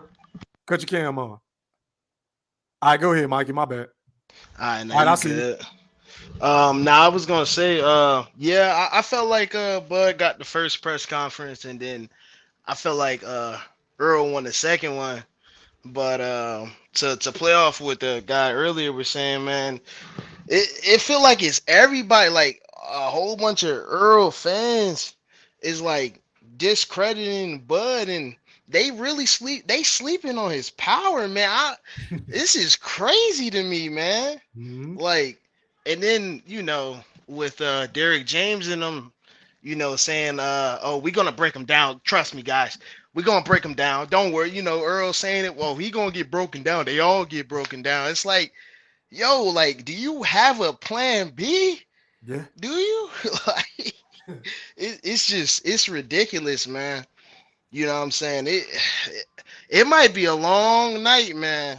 It might be a long night for Spence fans and for Spence, man.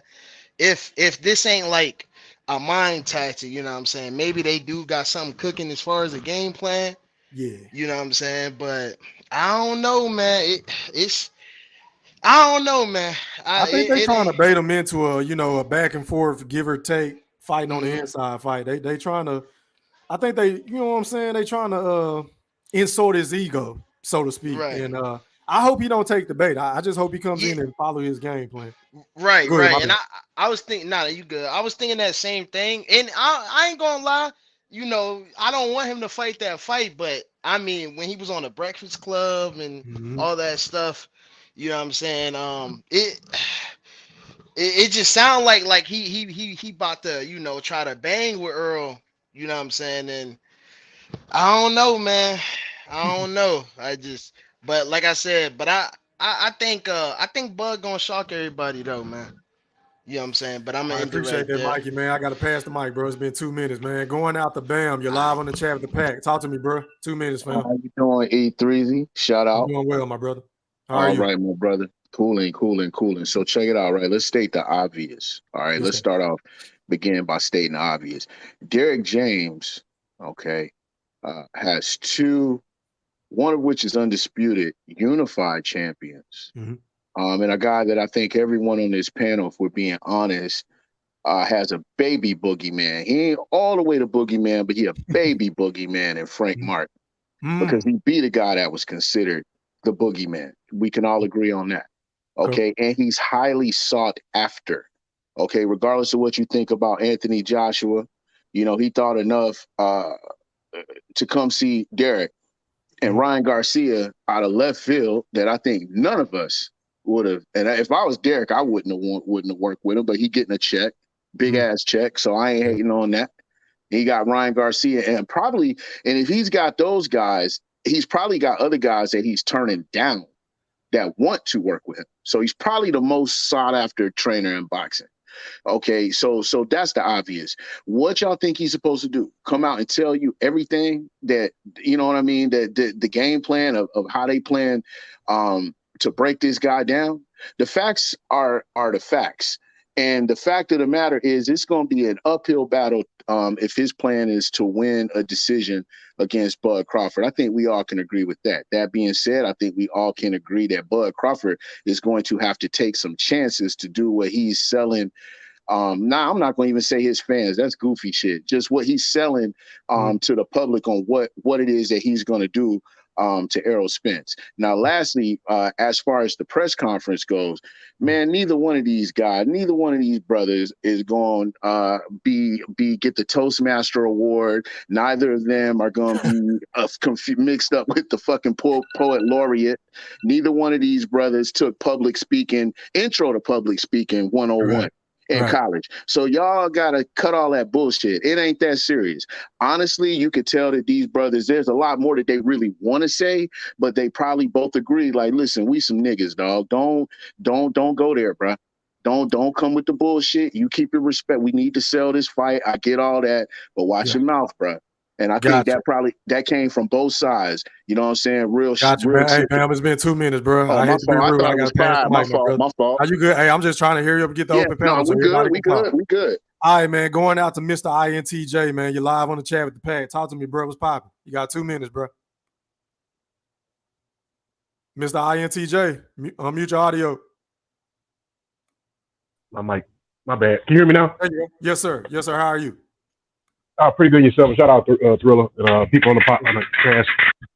Pretty much the press conference, I was a little disappointed in Bomac not keeping the same energy. Mm-hmm. But one thing I will say, people not really noticing the underlying BS that Derrick James is doing. Kenny Porter did the same thing. What we have to realize is, from a bigger standpoint, Bud can put Derrick James out of business. He retired Kenny Porter. Kenny Porter been going getting like supplement training in the other camps now because pretty much Porter's done. So I'm just being honest. People don't point that out. Or Derrick James, Bud is not nothing. Well, you got to realize this. If Bud smashed both of your fighters, do you really deserve training of the year? I mean, let's be honest about that. Then not only that, like I say, if Bud beats Charlo and EJ, Derrick James, he better pray that Joshua don't have to see Wild. Or, like I say, his stables nigga real small. We already know Ryan Garcia is shaky. So pretty much, I believe like this little back and forth thing. EJ's aware, and he said some comments about the accident, how he shouldn't be favored. He's aware that, hey, this dude's been in shape. He's aware of all this stuff that we already talked about. Before the respect thing, you can tell both of them had a little mutual respect, but you can also tell that, like, once Bud said something to his father about that fish serving his son, they pretty much, EJ, you can tell EJ energy changed very drastically. And I ain't gonna hold you. I'm gonna let y'all at the floor. I'm just speaking on that. Nah, you good, bro. You got 30 more seconds, bro. Pop your shit. Oh, yeah. Well, yeah. And then basically the whole press conference, like the little I was trying to make one in New York. I wasn't able to. I missed my flight, but I basically want to see the engine. I was trying to see if Bernie was there. That's my main thing. I was trying to see if Bernie is there. I guarantee we're gonna get the press conference we want. But I don't know if PBC gonna let him in the building. And I'm gonna let somebody take over. Already, man. And last but not least, going out to my brother, the General Big Fish. You're live on the chat with Go Thriller. Holler at me, bro. What's popping? E3, what's going on, man? Hey, man. I'm good. How are you, big bro? Man, I'm sitting here listening to all this bullshit before me, so I'm gonna go ahead and slam dunk this real quick. First off, Coach James is the best coach currently in boxing. If Errol Spence happens to lose, which he will not, that will not shut down Derrick James' business. He still has an undisputed champion. He still has Big AJ. He still has Ryan Garcia. He still has Frank Morton. So I don't know what you're talking about, bro. It ain't happening. And secondly, like the brother said earlier, that was a great comment. He took the words right out of my mouth.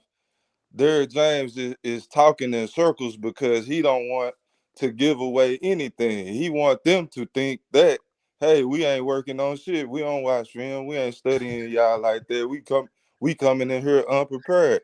He's saying all that shit with a smirk on his face. He is a horrible poker player. But nevertheless, rest assured, he has an awesome game plan. But we can get the open panel. We can go back and forth, E3. All right, man. So with that being said, Big Fish, who do you feel like won the press conference yesterday? I think it was yesterday, right? Shit, we won both of them. Terence Crawford has been barking like a dog with rabies for 5 years. Just going off. Hey, where you at? Ho, bitch, I'm in the ocean. Where you at? He talking all this shit. Bomac talking all this shit. And all of a sudden, they done fucking got quiet. Or is Buddy Nation gonna be happy with knowing that their boy can be paid off? Are y'all cool with that? Is that's what's happening, E3? Did he take the hush money from Al? Is What that you talking what about? happened? Who getting paid off? You talking about Bud or Bomac? Bud and Bomac. His whole camp, they are quiet. Only time they snapped is when the big fish got tired of hearing about that sorry ass resume. Then they finally had the courage to say something. Bomac barely want to talk. I understand he can, got breathing problems when he talking, but he ain't trying to say nothing. I'm talking about that's super respect. Y'all got way more nuts than how they talking to the Bud Buddy Nation. I will say this. I said earlier, Fish, I really didn't like Bo Mac's energy because it was totally different than what he's been saying the past 5 years. How? I didn't like it. I didn't like Bo Mac's. Now, Crawford's, he's serious all the time, so it was kind of hard to gauge anything from him. Like, he was going back and forth with Earl, but I didn't expect much from him or Earl because they ain't no talkers, bro. No, I don't want to hear that duality shit, E3. What you mean? Is that not a fact? One been the boogeyman, one been chasing the motherfucker down, talking all that big shit in the tunnel, talking all this shit on Twitter all the fucking time. Now you quiet? So wait a minute, you didn't hear him say how he was gonna gut him and cut him up and tear his limbs off, and you didn't hear none of that? I heard that, but nah, all this other shit he talking about. You reaching, Fish. You reaching. No, I'm not reaching. And Earl, mate, he said, I heard somebody ask a question about, that bet that they made in the tunnel, the $1 million. Earl said, no, the bet ain't on anymore because I gave up more than I wanted to. No. And then he said he made concessions too, which leads me to believe Terence Crawford didn't have to bow down to all of his demands. He had to bow down a little bit or to give a little. No. That's that now because all y'all said Terence Crawford had to just take it or leave it. That's what y'all was saying. Exactly. So instead of doing that, Earl said, nah, we ain't gonna do that. I'm gonna go ahead and throw him whatever he throwing. Because the little motherfucker, all he trying to do is cash out like y'all trying to say Earl doing. He the one who cashed. That's exactly what a cash out is. Like I'm not fighting unless I get a certain number because I know the risk in this fight. So that's who cashing out. You really believe that? Yes, I can't fucking wait. Okay. Panel open, y'all. Y'all go ahead and rock, man. Big Fish, I'm coming for you right now. Big Fish. Pause. Yeah, whatever. Big Fish. Yo. Big Fish. What's up, my brother? Come on, talk to me. Oh, he ran up the door. He on mute. Go ahead and say what you got to say, Brim. All right. Go ahead. All right. So this whole thing about, guys, he mentioned about how, Errol gave concessions and all that. And I watched the Steven Espinoza interview, and when he said what he said, it made me clap. He said all sides had to have a little more give and take. Everybody had to be a little bit uncomfortable to get this deal done. And what I've been saying for the longest time is the best deals is when everybody is not 100% satisfied. So stop talking about Bud cashing out. No, Bud just put some value on himself. No fight of this magnitude, a fighter's walking in getting jack shit. Come on, man. Y'all guys got to stop capping, bro. I respect Errol Spence for stepping up to the plate and doing that, but also Errol Spence also let us know that part of a big part of the reason why this fight is happening is because Bud called him. Bud reached out to him, and then I found out the fight was actually done. The fight was almost completely done when Garcia, not Ryan, but the first Garcia and Tank was fighting. They would just had to get through all the particulars. So they've been done since January, bro. They basically had it already set in stone that they was going to have whatever financial setup was going to be what it is. It wasn't a whole lot of changes. They just put a little bit more respect on Terence Crawford's name, and he put a little value on himself. And y'all dogged him out for putting value on himself, but it looked like it worked out pretty good for him. So put some respect on his name. I ain't know y'all shit. I did not say the bullshit that you talking about. Tell me what I said, Brimley. Don't group me with a bunch of other dumb motherfuckers that you talking about. Okay. Well, I don't say general shit that everybody else be saying. You right. I apologize, but you was laughing about how the nigga wasn't getting no money. Oh yeah, they was definitely laughing about that shit. They was kicking like a motherfucker. I mean, really, I was laughing about mad because really Bud did everybody a favor in the sense of he was able to get not only himself a guarantee, he negotiated early guarantee as well. No, they wouldn't go get that in 2022 with the shitty ass offer. But also, can I respond? Yes, you can. Go ahead. Go ahead, Big Fish. I'm sorry. Go ahead, Fish. Go ahead, Fish. I was fucking right. What was going to happen in the situation? Hold on, Fish. Your phone was breaking out. Start over. Repeat that. I said I was laughing at the fact that I was right, like usual, and y'all was wrong on the situation. So I was gloating about being right. I could give a fuck about what either one of them get. That shit ain't affecting me in any kind of way. Like I've said for the 1,000th time, I talk about what's actually happened. Brimley, you talk about shit that you want to happen and this fairy tale boxing league, a world of how shit should be. I don't talk about boxing like that. I talk about it and how the state at it is. That's how I do it. So we could talk about fairy tales all day, but we talking in truth.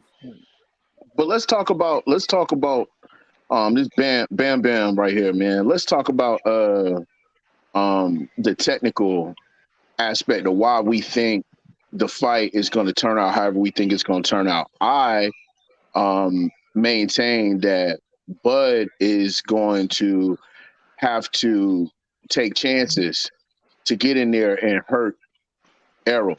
If it's anybody if I had to bet on, if we were doing a prop bet where it's like, who's will get dropped first if anybody gets dropped, I would say Bud would get dropped first. Now he could still win the fight, but he would be more likely, based on the style of what he has to do to win, he's more likely to get dropped. I mean, how he's going to stop that long lead to the body, which, I want to see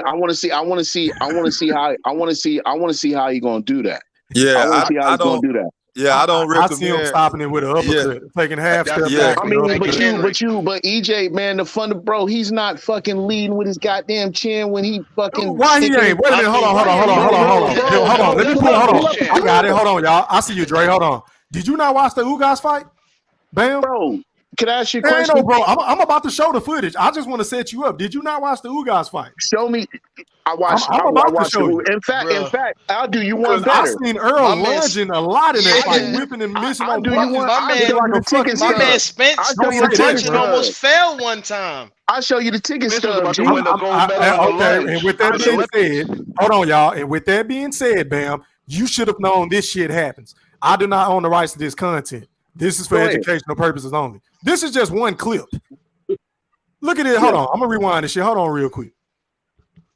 I'm going to let it start over. But this is Earl whiffing on a punch, overextending like he was doing all fucking fight. Can I ask you a question? Hold on. Being sloppy, and he got caught. Now, we all know Ugas is not the same puncher over Terence Bud Crawford. Look at this shit. He got hit to the body. Boom. Look, he know what's coming. He just tensed up like, shit, I got to take it. Because he's out of fucking position, bro. So to that, you say what? Yeah, you do I say that no fighter fights the perfect fight. That ain't what you just said, though. How is Bud Crawford? What I said was, how is he going to stop the stab to the body? That's what I said. How is he going to stop? In other words, I'm thinking that's going to be a big part of the game plan. Is Bud Crawford? I gotta stop him from attacking my body. But I gotta stop him from attacking my body. But you saying that like it's like he doing it like he can't get countered or something, like I'm not saying saying that. It's gonna be volume to that punch, you know what I'm saying? And he gonna do that shit. We'll see. Man, listen. It's going to be a lot of consequences and repercussions if Errol Spence get out of line like Bud told him. You better not get out of line because you might be number 11. You. Now, he come in lunging for it, dropping his mouthpiece, looking like a fucking idiot. He gonna go to sleep. What I want you to do, E3, is to pull up. Now, what I want you to do is I want you to pull up random clips from the Sean Porter fight. And here's the funny thing about Sean Porter. Sean Porter looked better than he ever looked in his life against both of these guys, and these guys lost more rounds to collectively if Sean Porter was getting scored where like okay count the rounds that he won against both of these fighters versus 12 against each one of these fighters, he would win. Like he would win. He won more rounds against these fighters than anybody, won. So I mean, it's a very intriguing matchup. I'm just saying from the technical aspect of it is what makes it so intriguing. The question is how is Bud Crawford going to stop EJ from getting to his body without getting himself hurt? And EJ, how are you going to stop Bud Crawford from capitalizing on the fact that, yes, your feet is a little slow, bro. You do plod a little bit. You do kind of plod a little bit. You are kind of there to be hit. You know what I'm saying? Hold on, but wait a minute. Why do you feel like Bud is the one that's going to have to take the chances when Errol Spence? Hold on. When Errol Spence has to get on the inside, right? Wouldn't you say because that's Bud Crawford's style? That's how he fight. So you think? Wait a minute. So I just want to make sure I'm hearing you correctly. So you think Errol Spence's best bet to beat Bud is to fight him on the outside? I didn't say that. I said so he's going to have to take. Wait a minute. So he's going to have to take the chance to get on the inside, right? Can I ask you a question? I'm asking you a question. I will answer yours after you answer mine.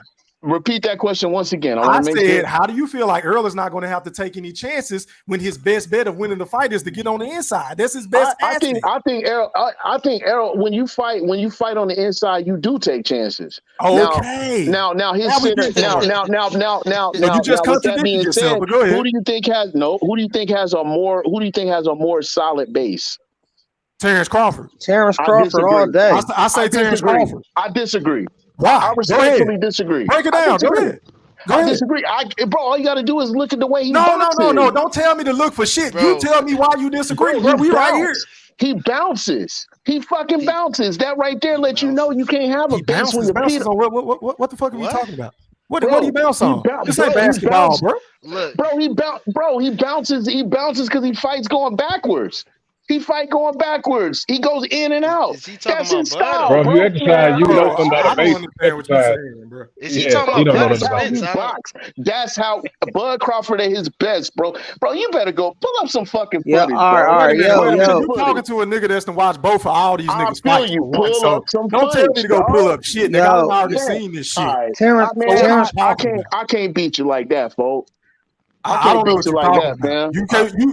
You said Errol don't take chances, then you turn back around and say Errol don't take chances. I did not say Errol don't take. I said all fighters take chances. I didn't say Errol Spence don't take chances. Come on, man, don't do that. Don't do that. You said Bud is gonna have to take chances. You said Bud is gonna have to take the chances. You made it seem like Errol don't take any chances. No, the fuck I didn't. I said Bud is gonna have to take chances.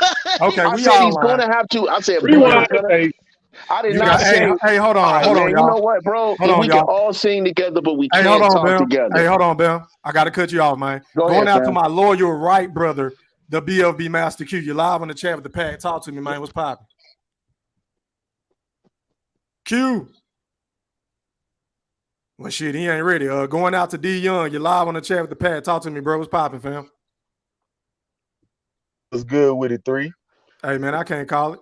Yeah, man. Salute to everybody on the panel, man. Hey, man, listen. Shit, I'm glad to fight here. Like I say, man, I knew the press was going to be the press. These niggas, like I say, once I heard they talked over the phone about it, I'm sure a lot of other shit was discussed. But nonetheless, though, I think as we get deeper in July, the tension going to build up, man. So I'm not worried about it. Everybody can say what they want about Bud being nervous or Spence being nervous. But guess what, bro? It ain't no time for that shit, bro. This shit is here. And it's like I'm saying to y'all, I feel it could be a 50-50 fight. But if those of y'all who've been on the show, y'all know I'm rocking with Terence Crawford. And the reason I'm rocking with Bud Crawford is this, bro. Hey, man, it's always better to have more tools than some tools. Spence is an elite fighter. I give him his credit. He's great at what he do. And ain't really nobody disrupt his style except for Sean Porter. You know what I mean? But he was able to squeeze that fight. Hold on while I'm talking, fam. You got it. But he squeezed that out. You know what I mean? And I'm gonna give him his respect. I'm glad he picked up his fucking pants like a man and stood up to his handlers. Cause he admitted it. They didn't want this nigga to fight Bud Crawford. But guess what? I'm gonna give him his credit. He stood up And now he about to get that ass whooped come July 29th. Because here's the thing, bro. There's a lot of motivation on Crawford's side. Bro, I got a chance to make history. Not just a chance to make history. I got a chance to do what y'all say I can't do. You feel me? And that was beat this guy. There's a couple X factors in this fight, man, that I'm going to look closely to. Yeah, if Bud can't stop Spence jab, it's going to be a long fight. But I still got him beat. It's going to be a long fight. Because some way, somehow, he going to find a way to master that distance because he's a master at creating distance and he's deceptive. But I think for Spence to win, Spence has to not just work the body. He has to hit this nigga everywhere and make this a rugged fight, bro. Yep. He got to do some shit. He got to pull a page out of Canelo book. Hit the nigga in the arms. Hit the nigga in his chest, torso, hip. He got to get rough with Bud. And yes, it's going to be a point in the time to where Bud is going to have to fight this nigga. But the key question of this all, bro, the biggest X factor of this all is that it's not about power. It's not about speed. I feel it's about the clinch. If Bud can wrap Spence up and show that he's the stronger man and Spence ain't going to just bully him, hey, it's going to be a long night for Earl. But with that being said, bro, July 29th, man, that fish getting fried in 9 rounds. I like your style, bro. I'll be there to see it. I spent the hoopty on this trip. You know what I'm saying? So I'll be there. I'll be in the building too. Hey man, we got a link. I don't know how I can get up with you, man. Yeah, for sure. Huh? Yeah, for sure. We can do that. Yeah, inbox you, chat, bro. Put y'all information in the private chat. Yeah, hell yeah. There we go. Because I was just about to say how we can exchange information and shit, man. And I'll hit you up. We'll be out there. You gambling any? Yeah, I've already put a large wager on this. So, Who you got? What's the large I wager? got Bud. You said what? What's the large wager? Curious. I don't want to say it on her, but I can. Okay, I mean, put it in the private chat. Yeah. Just tell that nigga you better ticket, man. That's all. Yeah. You better ticket, man. I'd rather hear from somebody. I don't be on that people be stunting and shit on their face. I mean, YouTube. That's why I'd rather have somebody verify. Hey, D Young, who you think they gonna put as the referee? Who you want to see the referee be? Shit, man. I hope it's Steve Willis, but shit, if not, shit, it could be Harvey Dock. I wish it was Steve Willis, but I think he only does New York. Mr. Cross-eyed. Since 2000, Steve Willis only does New York since 2018, I believe. Right on, Steve. Hey, it could hold on. What's the reason? What's the reason behind that, though, Brim? Why does he only do New York? I think it is in the state of New York. Because I did a lot of research on this, and I couldn't get all the confirmation emails, but I think is when you're IBF, if I'm not mistaken, if you're only on that end as a referee in the state of New York, you only referee in the state of New York, and he prefers to only be in New York. That's where he resides. Hey, who is the referee that you don't want to see? The Weeks. Yeah, and Tony Lawrence Weeks. Cole. Yeah. That did Rolly fight? I don't want to see him. Yeah, To be fair to Tony Weeks, he usually a good referee outside of that. Nah. Usually though. I just say him hard. Was do against horrible jobs a Boda Jack couple and of times. what's his name? He was a fight to the death. But Them now. to keep it a buck with y'all though, it's probably gonna be Robert Byrd. He got a lot of championship fight experience, and they probably gonna want the most experienced ref and shit. Nobody other than him. We don't want Kenny Bayless for sure. Did you see Robert? No, Kenny Bayless. Hey, we don't want him. Young, you should be wanting Kenny Bayless because he doesn't allow any infighting. No. I want the infighting fish. Robert Byrd gonna let you do it until he feel like y'all hugging too much.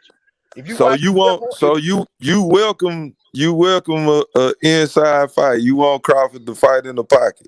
Hey, at the end of the day, he gonna have to fish. The thing of it is, bro, it's like this. Y'all feel Earl better inside fighter, which his resume has shown that, but he shows lapses of standing tall in that shit. And we all know Crawford is the master of distance and hiding his punches, bro. And he gonna catch this nigga with something he don't see. I went back and watched Ugas fight, bro. It was a lot of shit that I saw that he did that, bro. I didn't like. And there's a lot of shit that Ugas did. He pulled back, especially on the 1-3 just showed. He pulled back that right Hey, hand mute to the your audio block. if you got some shit going on in the background. It's fucking up the show, please. Mute your Oh, audios. my bad. Go ahead, That's D. Go ahead. oh my bad. Yeah, nah, but if you saw the punch that Ugas pulled, he could have easily just hit this nigga with the right, but he hesitated and came back with his left. So, there's a lot of flaws. And don't get it twisted, there's a lot of flaws on Bud too. Yeah, Ugas is a pretty good fighter though, Dion. He just broke him down. He was giving Earl some good work in the beginning, but it slowed down. General Big Fish, I'm glad you called him a pretty good fighter because Shakur was getting off of him in sparring too. He's easy work. Stop using sparring. I don't even want to hear that using You're sparring shit. acting like Because a lot Shakur of times wouldn't they beat him up spar in to real work life. on stuff, You're man. acting like Shakur wouldn't beat him up in real life. Stop it. We don't know that for a fact. Oh, He's a much. stop it. Shakur is a Yo, 135 pounder. Are you Listen, kidding bro. me? It's going to Are be a you kidding me? 20-pound difference in that fight. Listen, I Shakur don't could win that, but I'm not care. even going to debate that. I But don't care. okay, I hear you. But Shakur one thing, will whoop this is him. what. Okay, cool. This is what sticks out to me about Terence Crawford and Errol Spence fight, and I think about the end of the second round of Mayweather versus Mosley, and what Roger Mayweather said to him.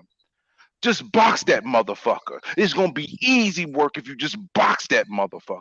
If Bud goes in and just box that motherfucker, Yep. he gonna clearly he might just walk away with a 12-round decision if he just boxed the motherfucker.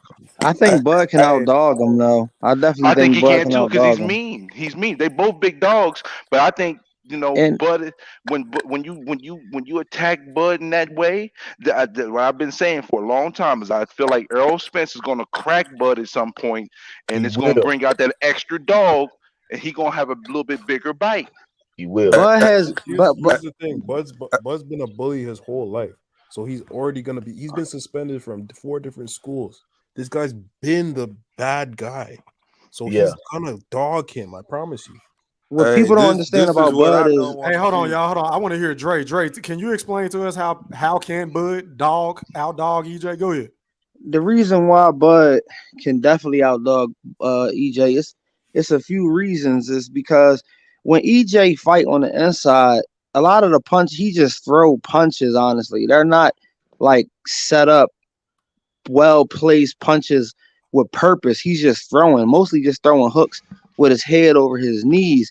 Bud has a 74-inch arm reach, and when having those long arms at 5'8", your elbows they cover like your sides for real.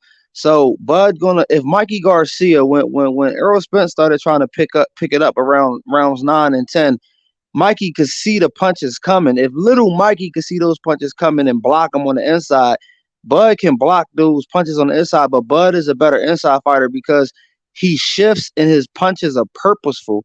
So he can also switch the range of his shots on the inside. So that's why he could beat him on the inside. Like Spence punches are like kind of flat and at the same range. Sometimes when he's on the inside and he swing hooks, he falls over sometimes and falls on his opponent. You don't see that with Bud. So make a long story short, Bud has the better footwork off the shift, off the turn, and better punch placement. So he could definitely beat him on the inside.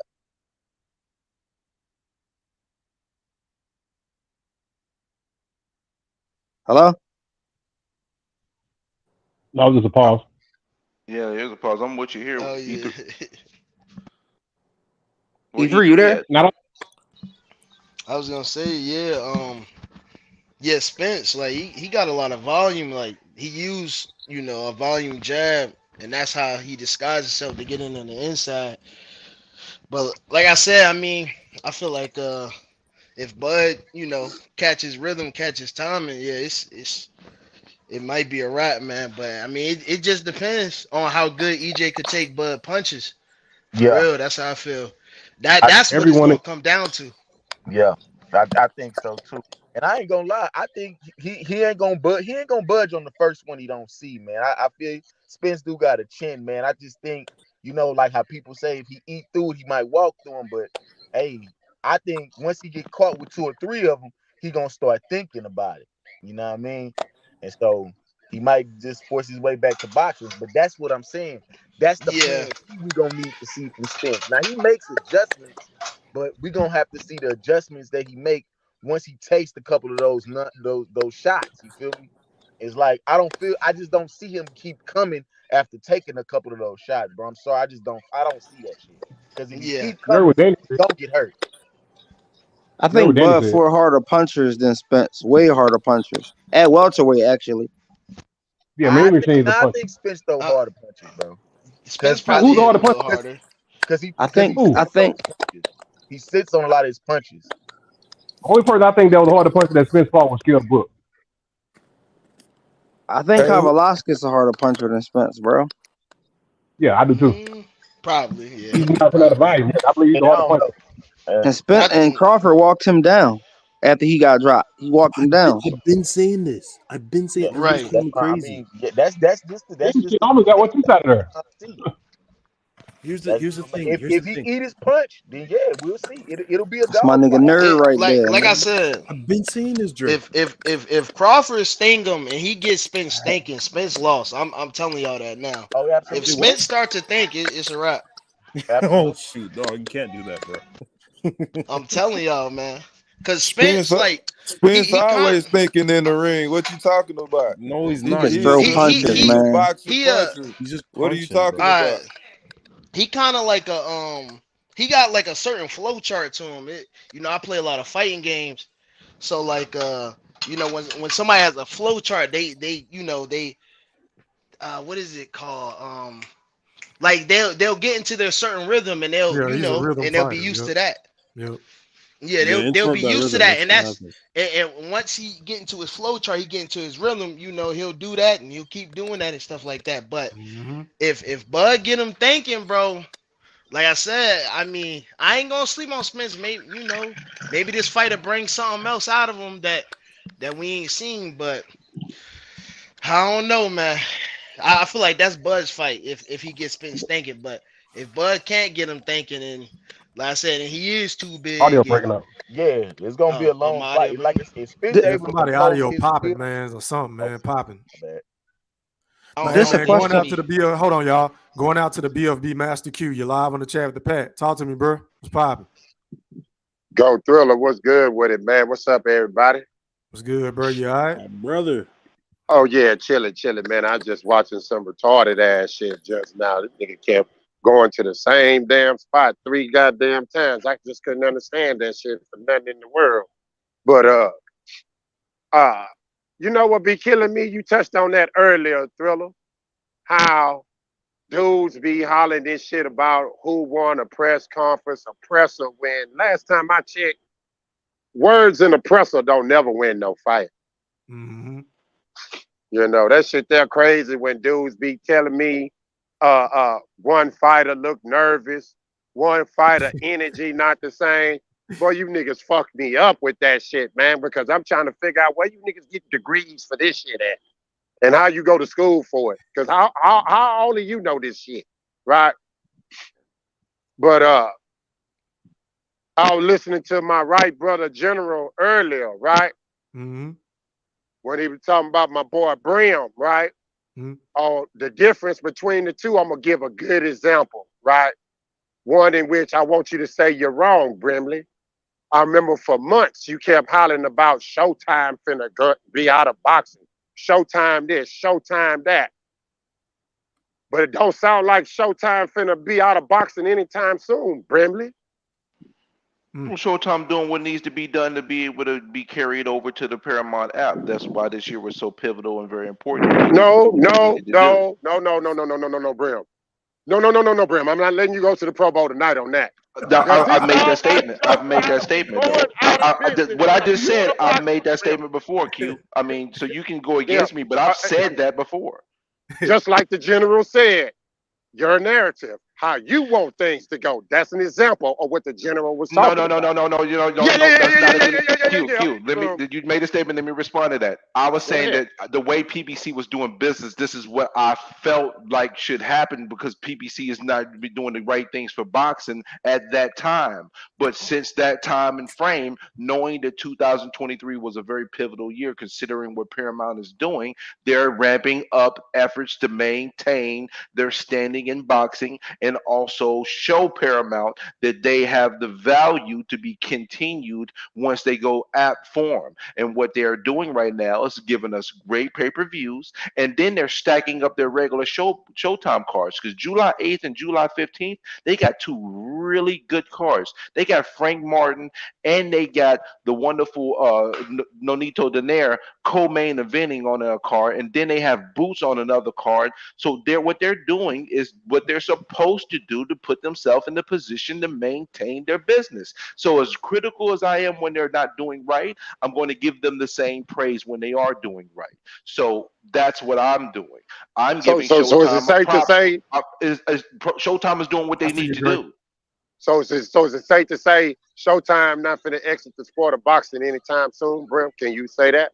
It sure doesn't look like they are, but it all depends on what Paramount feels. But I personally think that what they've done so far this year is put them in a position to continue on, because they're putting on the big fights. Bottom line is, again, if as loud as I was when I was critical of them, as loud as I'm going to be giving them praise. And I've given Stephen Espinoza praise directly. I've told him, I've been critical with you, but I got to give you props when you do what you do. And right now they're doing what they do, and they might have a Canelo fight as well for later on this year. So yes, they're cooking. I'm gonna give them props because they're cooking. Respect. That's my boy Brim. That's all I know you would. I know you would, Brim. I know you would. Boy, Brim. I don't get a Brimley today. Yeah, you're surprisingly Hey, hold on, Q. Hey, Q, I gotta ask you a question, fam. Go ahead. Hey, man, I need to know: are we coming out with this this TMT list on Friday or Saturday? Q. What list is Oh that? shit. It don't matter. We need to do the Brimley list one day, and we need to do the TMT the other day. No, whichever one. Whichever one you want first. Don't matter. I need that dev list. Hold on, y'all. We got hoe ass niggas like this that come on my channel every fucking day as if I beg him to come. I don't even know this fucking nigga. But he come on my shit hating every motherfucking day. My nigga, if you don't like what the fuck I say and what the fuck we say, why are you even over here? Because I can tell you one thing, whether Bud lose or not, nigga, my channel ain't going no fucking where. That's a fact. I ain't on nobody payroll. Terence Crawford don't pay me. Errol Spence don't. Nigga, I ain't on nobody payroll. So you can miss me with that fuck shit. Go ahead, y'all. And Q, whenever you decide to do one of them, I would like to piggyback on one of them on the back end and present to TFT list, because it's actually ready. So I like to present it on the back end. God damn, it's about goddamn time, Brim. I've been waiting on this. But there's a reason why I was holding out of it. Tank is not to talk right now. It's about Spence and Crawford. I think when he gets out of prison is a good time to act. Well, get out of jail, not prison. When he gets out of jail is actually a good time for me to present the TFT list. But no. How many pay-per-views y'all think this can do? Between 900,000 and 1.1 million. I hope so. I'm buying it. I'm buying it. More than Tanker, right? I hope it do, but I can't count on that, and I'm not going to sit here and try to count the pay-per-views. But I do think it's going to do very well. I have a bet with one of my boys about like $3 bills that I don't think it does do better. But the way the publicity and the way the news is taking up on this fight, I might lose my 300. I'm not gonna lie. What Tank and Ryan did? They did 1.4, right? 1.2. That's what. It's ranging from 1.1 million to 1.5. No one can give us a exact number. I think they can get them, man. I think they can get them. Yeah, I think so too, man. I think they're gonna get them, man. Everybody want to see this fight, bro. So. Yeah. Can I ask the panel a quick question? Two questions. Yeah, sure. So my first question is, has there ever been a style? And I've seen Crawford fight pressure fighters. Like, he handles them well. David Avenetian, Ray Beltran, Sean Porter, etc., etc. But the first question is has there ever been a style that Terence Crawford hasn't adapted to? And the second question is, and I really want y'all honest opinion on this, who has the better IQ out of the two fighters? Can I answer first? Yeah, go ahead, Boxing. You can go first. We can go in the circle. I haven't seen Crawford in a really tough fight ever, really. Like, by the 5th round, he's pretty much already figured them out. And if anything, he's toying with them at a certain point. So I haven't seen him in like a back and forth, bloody, black-eyed, nose running, anything like that. And the IQ, it's pretty much out the water. Terrence has the better IQ. But that's my answer.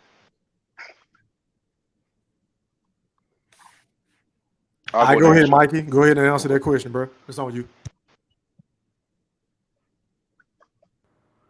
Like, all right, well, go ahead, General Big Fish, if you want to answer it, or D Young. Y'all go ahead. Oh shit! I mean, yeah, y'all niggas ain't saying shit now. I'm about to. I was waiting on shut this Fish. shit down. I was waiting on Fish, but shit. All right, go ahead, dude. I seen him adapt. I seen him adapt to pretty much any style. You know what I mean? The only struggle he might have had was Gamboa. You know what I mean? But like I said, he adapted to that. And as far as IQ, yeah, I gotta give it to Bud. I think Bud got the better IQ. Well, I say that. Of course you do. Benavidez, Gamboa, Green Beans, and Sean Porter showed me this guy is a very basic fighter. What? And Errol Spence is the smarter, more dynamic fighter of the two. Nah, you can laugh all you want. You're gonna see what I'm talking about. He's gonna neutralize him just like he did the pound for pound fighter and Mikey Garcia when they fought. The smaller guy, y'all gonna be complaining. I hear the excuses already being set up. It's gonna be the weight. Y'all gonna call him a weight bully, and Bud's still great. He's still great. He dared to be great. Earl really supposed to be fighting 168. I already see the play. He is going to outbox, outfight, out tough, out everything. This dude, y'all go. He got the better coach. Like getting him prepared right now. It's not in the corner doing the fight. It's right now. They watching film, studying all the mistakes that your boy be making. He pulls straight back. He puts his hands out trying to catch a punch, and they come right around that shit. Bow. He just ain't fought nobody just gonna be able to just technically hit his ass with that. Then when he trying to escape, it's gonna be one coming below the belt. Bow. Then another one. Bow. Then we gonna get a legal one. Bow. Then he go. This nigga sound like Soldier Boy. Bow. Hell yeah, that's what's gonna happen, Q. I'm telling you, man. Count your money, man. I'm telling you. All right. All right. So I'm going to answer those questions. The thing is, Terrence has adapted to every style, but the thing is, yeah, he's fought a pressure fighter before, but he has not fought an Errol Spence before. So that is a question that remains to be answered, but I am confident that Terrence can be able to adapt and adjust.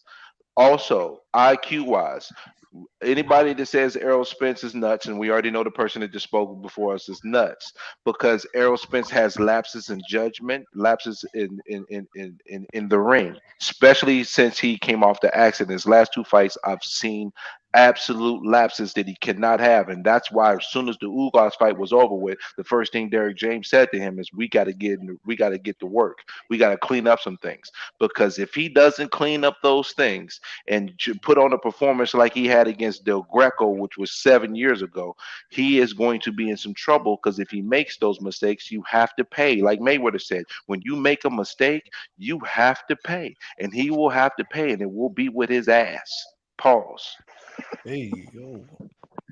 Boy, I ain't gonna lie, boy. You done took this Bud Buddy shit by the horns, boy. They love you now, friend. They ain't calling you. It's not Bud Buddy though. This is me just looking at the fight. I didn't see. I don't sit here and say, "Oh, Errol Spence has no chance. He's going to get washed." I don't say that. So I'm not speaking. I'm speaking from a viewpoint that I see in regards to Spence losing the fight with against Bud Crawford. I'm not saying that Spence doesn't have a chance. I see the avenues that Spence can win. I just don't think he can execute it all the way through 12 rounds. That's just, I don't think that's Bud Buddy shit. I don't. Mayor Brimley. He said, "I beat Spence in tremendous style." Big Fish. You know what's funny? Yeah. Like this is the ITJ, Big Fish. I want to say you have to be weak. No, I ain't knocking the other people. You said that Bud didn't beat or whatever, or you saying they were nobody. I'm not knocking that. But the thing that I will say is this: you heard EJ. We all heard EJ say it's gonna be a one-sided AB, right? But you also heard some of him in the same sentence saying when Bud acting this easy work, you can clearly hear if somebody, it's going to be one side ass whooping mean they easy work. I mean, it's like it's a contradiction. Like, how can somebody not be easy work, but it's not going to be? But you said it's going to be a one side ass whooping. No, So what I'm saying is, it can still, but it can be. It can still be some it can be a struggle. You know what I'm saying? And still be a one-sided ass whooping. It can still be tough and still be a one-sided ass whooping. and to be a struggle at the same time. It don't make any sense. Nah, And then for the base, you're not understanding what I'm saying. It's gonna take a good 3 rounds before he get warmed up to what like how would happen to U guys. So he ain't just go run him over. We know he a great fighter. That's what he's saying. It ain't just gonna be no cakewalk, but it ain't gonna be like competitive to what y'all thinking it's gonna be. Hold up, I'm confused, Big Fish. I'm confused. I'm very confused because didn't y'all just say that Terence Crawford couldn't have a slow start, and you up here telling me it's gonna take him 3 rounds to get used to it for like Ugas? Which one is it, Big Fish? No, You're confusing me right now. Man, because you're not listening. I am listening. I'm listening to you now, and I'm listening to the shit you said before, and it's contradictory. Earl, if the fight goes how if both fighters begin how they normally begin, Errol Spence is gonna come out swinging. Terence Crawford isn't.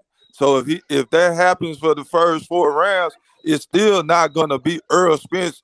Is gonna be landing maybe 5-6 punches for those first 3-4 rounds, and then after he figured out what the game plan is, what's working, what's not, then that punch output and landing will start gradually going up to 10, 12, 15, and that's when the ass kicking description begins, Brimley. Do you understand that, motherfucker? I do, but I got a question behind that, though. You said once he figures out this and this and this. So I want you to give me a couple of examples of Spence making a phenomenal plan B adjustment in the fight that makes you believe what you're saying right now, sir. The Son Porter fight. What adjustment did he make? Just constantly in that It just fight. looked like he just continued to headbutts. He had to dodge wild punches. Dodge headbutts. He was the one nut punching. what was he dodging again? Blows the game plan B. That's not a plan B. What he did was he just ramped up his plan A. Yeah. He just went extra dog. That's your judge's eyes. I have a different set of eyes, so our scorecard was different, like we talked about before. So you have the right to feel how you feel. You're not proving me wrong. You're trying to prove your opinion is more important than mine. So that's not Big Fish, what you had to score? I'm just curious. What was the score you had to score when Bud fought going around 10? What would you have to score? I'm just curious. What was your scorecard that you had? For who? Him and Porter. So when he fought, when it was him and Porter, I'm just curious. What was your scorecard? Like, who would you think was up? As 6 rounds going, I no, the first 10. No. I can't answer how this is the best way I can answer it. For the first 6 rounds, I had Porter could have possibly been up 4 rounds to 2, or it could have been 3-3, but I felt it was a close fight. I agree. But starting right at round 6, that's when Bud started to separate. He started taking that half a step back and stopping on his ass when he was running in and banging his ass to that body. You're not biased. No, you're not biased. Okay, you're not biased. No, you're not biased. So from round by 7, 8, 9, 10, that's when Crawford took over the fight. But for the first 6 rounds, Porter was giving him good work. I done watched it over and over in the past couple of weeks, and I told Mosquito Spray yesterday and today, like, yeah, I'm moving the goalpost again. I'm gonna go ahead and give Porter a little bit more credit than I initially gave him because he did put up a better fight.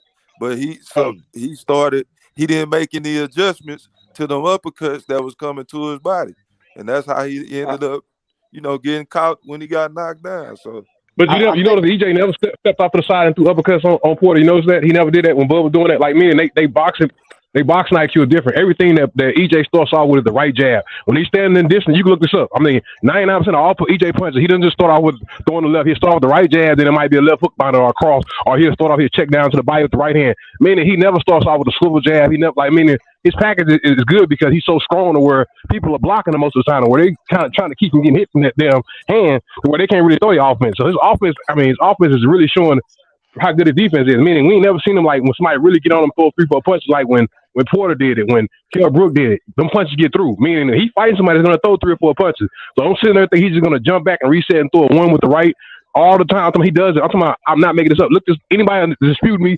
Look this up. EJ starts everything off with the jab, unless he's close. If he's close, he'll throw a hook to the body or he'll throw uppercut. But if he's not close, everything will start with the jab. So if Bud really gotta do is just watch the right, because everything is start off the right. Everything. I'm talking about everything. That's true. Hey, I think I know Bud game plan though. I think I know what his game plan gonna be. I seen Bomac interview after the second press conference, and Bomac said that he said, "Yeah, man, if you put Errol Spence on the back foot, he can't fight off the back foot." And then I heard Bud tell Charlemagne, "Well, why can't I just sit there or whatever?" Mm-hmm. So I really think Bud is just gonna I think Bud gonna do what Tony Harrison did to Jamel Charlo in the second fight. I think he's gonna bang with him, bro. Yeah, press him. You know, he don't hard to punch. He just don't got the body. Don't move his head. Maybe what Floyd Mayweather did to Canelo a little bit, standing in the pocket a little bit. Yeah, I think he's gonna bang with him. Because they don't want to move their head. Earl don't move his head unless he until he close to you. Earl don't swivel his head off to the left or right unless he close to you. He'll shift his shoulder over the bridge off the uppercut. But other than that, Earl don't sit there and swivel his head off to the left right when he's standing there. That's the only thing. So y'all So this telling fight, me? we're gonna be So able to y'all see if he can telling do me? all of it. So y'all telling me Bud don't get hit a lot? No, Bud he just don't doesn't. work. Oh, really? Not by statistics, he doesn't. We say the numbers say that EJ get more. That's a fact. Not by statistics, he doesn't. Buzz are more noticeable. Oh wow. Bud It's not has close the either. hi- the Yeah, it's not highest- close. Them numbers. Bud gets clipped a lot. Y'all just don't notice it because y'all too starstruck. No, we noticed it. Man, he What is get part? hit. We said. He gets hit. He gets hit. Yeah. He gets hit, but as the fight goes on, he starts taking those Yeah. punches away. He gets hit though, definitely. Mayweather got hit a lot. Yeah. Mayweather got hit a lot by Castillo. He got hit a lot by Maidana. He got hit a lot by Shit, Cotto hit him a lot. Cotto hit him a lot. Shit, Cotto he got hit a lot Cotto. by Chop Corley in his first fight at 140. Pernell Whitaker got hit a lot by Roger Mayweather. You got top fighters that get hit a lot. That's the game. It's part of the game. But Bud don't spit out his mouthpiece though. I give him that. As much as he do get clipped, like everybody be saying, he don't spit that mouthpiece out. That's been 4 or 5 fights. EJ done spit his mouthpiece out when he ate one. Them just facts. So I just think you go ignore why the mouthpiece was coming out? Are you gonna just ignore that fact, bro? And Big Fish. Okay, no, Big Fish. So come when on, he fought what's up? No, that's not the first time. Wait, his teeth, he had it. What actually happened? And when Octoberish, he was spit his mouthpiece out before that. So I'm saying, so something was wrong with his mouth before the accident. So I'm confused. Yeah, the Van Herden fight, he did it. The Van Herden fight. Yeah, he spit it out. Yeah. So I'm saying, like, it ain't that's why turned his the back. first time he got the mouthpiece. Yeah. And he turned his back in the Van Herden fight when he did it. So now we acting like this is his first time in the rodeo. Now that I gave him a pass on the first one, he thought he lost his grill. Bro don't like being hit like that, man. When you swing at him, he shell up and back up. He not a real pressure fighter, man. Hey man, somebody audio cracking in the background, bro. Fix your audio, please. Snap, crackle, and pop. Yeah, you know what I mean? Y'all But go ahead. yeah, I just think, this gonna be the first time he actually gonna be with somebody that's gonna throw with him in between the shots. You know what I mean? So, and Ugas was having a little bit of success when he was throwing with him. It's just, he just was Lamont getting beat. Peterson did too, D. Yeah, Peterson did as well. Peterson, whenever he Just was going wasn't back at durable. Earl, it kind of, the fight was going back and forth a little bit. Right, He just didn't right. do it enough. Peterson wasn't durable. Ugas wasn't durable. So he in there with a guy that's durable. Yeah, but Peterson was on his way out. Chris Algieri was on his way out. Nobody like to mention that. They always mention Porter was on his I way mentioned out. that on the last show I did, bro. The last time we saw him in the ring, he did a somersault. Right on. Dropped like 6 times by Pacquiao. No, I'm talking about against Conor Ben. You remember he hit Oh, that nigga? Oh, yeah. Backflip in the ring, he did a somersault. That was a mad man. Come on, he's a full-time nutrition at that point. I just think Errol Spence is delusional as hell. He doing that Deontay Wilder thing in the second Fury fight. He's not respecting like Crawford's ability at all. And No, I do. No, he do. Trust I me. can't Whether say that, I fam. do. I Yeah, I can't say believe he do. I can't say that. I believe he do. I ain't gonna lie. I believe he He do. know what he know what he up against, man. They know what they up against, bro. It's just I just want to see what like. I just want to see what they're gonna come out with, because we all know from his previous fights, he fights one way. But who's to say if he try to fight another way? You never know though. But I just he don't see tailor it. made for Bud. He tailor made for Bud, man. He too Yeah, slow. I feel that way too. But No I mean, disrespect. I still feel like it's a 50-50 fight though. I'm gonna give Earl his respect. You feel Yeah, me? I definitely give him In his these respect on it. But Yeah. in Oh these yeah, type of definitely. fights, man, razor thin yeah, fights, anything can happen, bro. You know what I'm fact. Let, saying? Like, let me tell y'all something about Earl. Earl's such a motherfucking gangster. He's such a gangster that he said, "Listen, not only am I going to take this fight, but I'm going to take this fight off a 16-month layoff." Do y'all know Take how balls. dangerous that is against That Bud take Crawford? balls. I respect him. He a That take balls. I gangster respect. for real. I mean, That he take said balls. no I tune-ups. ain't I gonna lie, mean, fam. he stuck with I that. don't think it got You nothing to gotta do, respect it. I don't think it's got nothing to do with it being gangster. The nigga really just kind of had to do this, because let's be clear, nobody wants to see this nigga fight Keith Thurman. Just saying. And the last time I checked, the nigga had man boobs, so he needed time to get back in shape. I'm not giving that nigga credit for shit. Fuck Errol Now, Spence. my About thing is time. he didn't have to do it because we never got the Joshua and Wilder fight. You know what I mean? We never got the Tank and Loma fight. There's a lot of fights we never got. Spence stepped up, in my opinion. Yeah, he did. Now I give him full credit on that, Dre. But just as far as to say it was gangster, nah, my nigga. If it'd have been gangster if the nigga would have did this shit back in 2019 after Oklahoma. Just saying. No, I I give agree. him more credit for the strength conditioning side, bro. Trust me, trying to get to those old numbers, bro. That's just, I'm talking about like that's the side that nobody sees. Them having to get them old numbers. That shit ain't easy, bro. And then especially after doing that, you've been injured. That's why I said I don't want to hear it as no excuse, because he was stupid enough to did not respect Bud enough to really get himself in the best shape of his life. So if he loses shit, I don't want to hear no accident shit, because I know that's coming. I know that's coming. The brother that's talking, what's your name? I got a quick question for you. What's your name, brother? Mr. INTJ. All right, cool. Mr. INTJ, I know you in the strength and conditioning, but this is a question for you and a question for the panel. Yo, I was looking at Errol Spence size. I think he was like at least 166. How heavy do you think he was at the press conference? By that way, then you could already clearly tell. But Bud was like 156. Just like, cause it's No, I'm crazy talking about because like Earl. people don't. Earl probably like he probably could have been close to like 170. Probably yeah, somewhere around there, 165, 170. He heavy, bro. He's But he heavy. can but he I can don't think cut that. Spence was Trust that me. big. I don't think Spence was that big. I think he's like 160, like what Yeah, 163 to I'm gonna give 165. him. Another thing that people don't understand too about just as I don't far know. as The Bud cutting almost weight. 160. A little bigger than Bud. Yeah, but Bud's like like 155 to 158 right Yeah, now at least. yeah. Bud See, Light. the thing Bud is, Light. when people say Spence is so much bigger, people are a little bit confused about that. Bud walks around at 170 pounds. Guys, people got Oh, to we understand already that. know that. You see him in Omaha, like, and you see him in the. I already know. Like my homeboy, like my little brother is cool with Bud nephew Trey. Like they real cool. And like when I saw my little brother is 6'2", when I saw him standing next to Bud, I'm like, hold up, how the fuck is you like? You can't be 160. You know what I'm saying? I don't think he looked like. I ain't saying he was. It like he was bigger than what he say he be walking around at. That's just me. And my brother's like 190. So like I think he's like not trying to say like that was like maybe 2 years ago. But I'm trying to say is he's not like the small dude like people think he is. Like he's small. He's He's able not. to cut down. He I got a think stiff frame. EJ only walks around probably like 5 to 10 pounds bigger than Bud. Also, when it comes to cutting weight, these guys usually cut the last 10 to 15 pounds in the last 2.5 weeks before the fight. They don't cut all that weight down early. They do that on the last 2 weeks before the fight. They don't. They'll both probably be in the 150. Like one, Spence will probably be about 155, between 155 and 160 2 weeks before the fight, and then they cut those last 12 pounds because they can shave off 7 pounds in a day. They don't cut that Yeah, weight water that weight. Yeah. early. They do that at the end, so I they can don't be the think Bud. That's rehydrate. so They don't want to affect dangerous, their though. body that way too early before the fight. That's not how they cut the weight. I don't think Bud no heavier than like 153 right now. He look really light, really light. No. The only reason I say you can tell is you can see it in their face. Like you can tell. The reason why I'm saying is you can tell when they get down to that weight. The reason why I'm saying like when Bud get. The reason why I'm saying is the last way you got to fought Kell Brooks. I think like two days for the weigh in, he was like 150ish. you can still see Bud face sinking in. Right now, you still see a little meat on, not a lot. You still see a little meat on Bud face, like EJ face. Wait, like come fight night week. Just look at they chins. Like that's why the last place you lose your body fat at. Just look at their chin. You'll see. It's like how Devin Haney looking like Thriller. Like you'll start seeing that. Like they closer to that weight. Mr. INTJ, did you see how good Bud, no homo, but did you see how good and healthy Bud looked as in terms of like retaining his body mass and muscle and all that? In the David Evanesian fight, he wasn't sunk in at all in the David Evanesian press conference.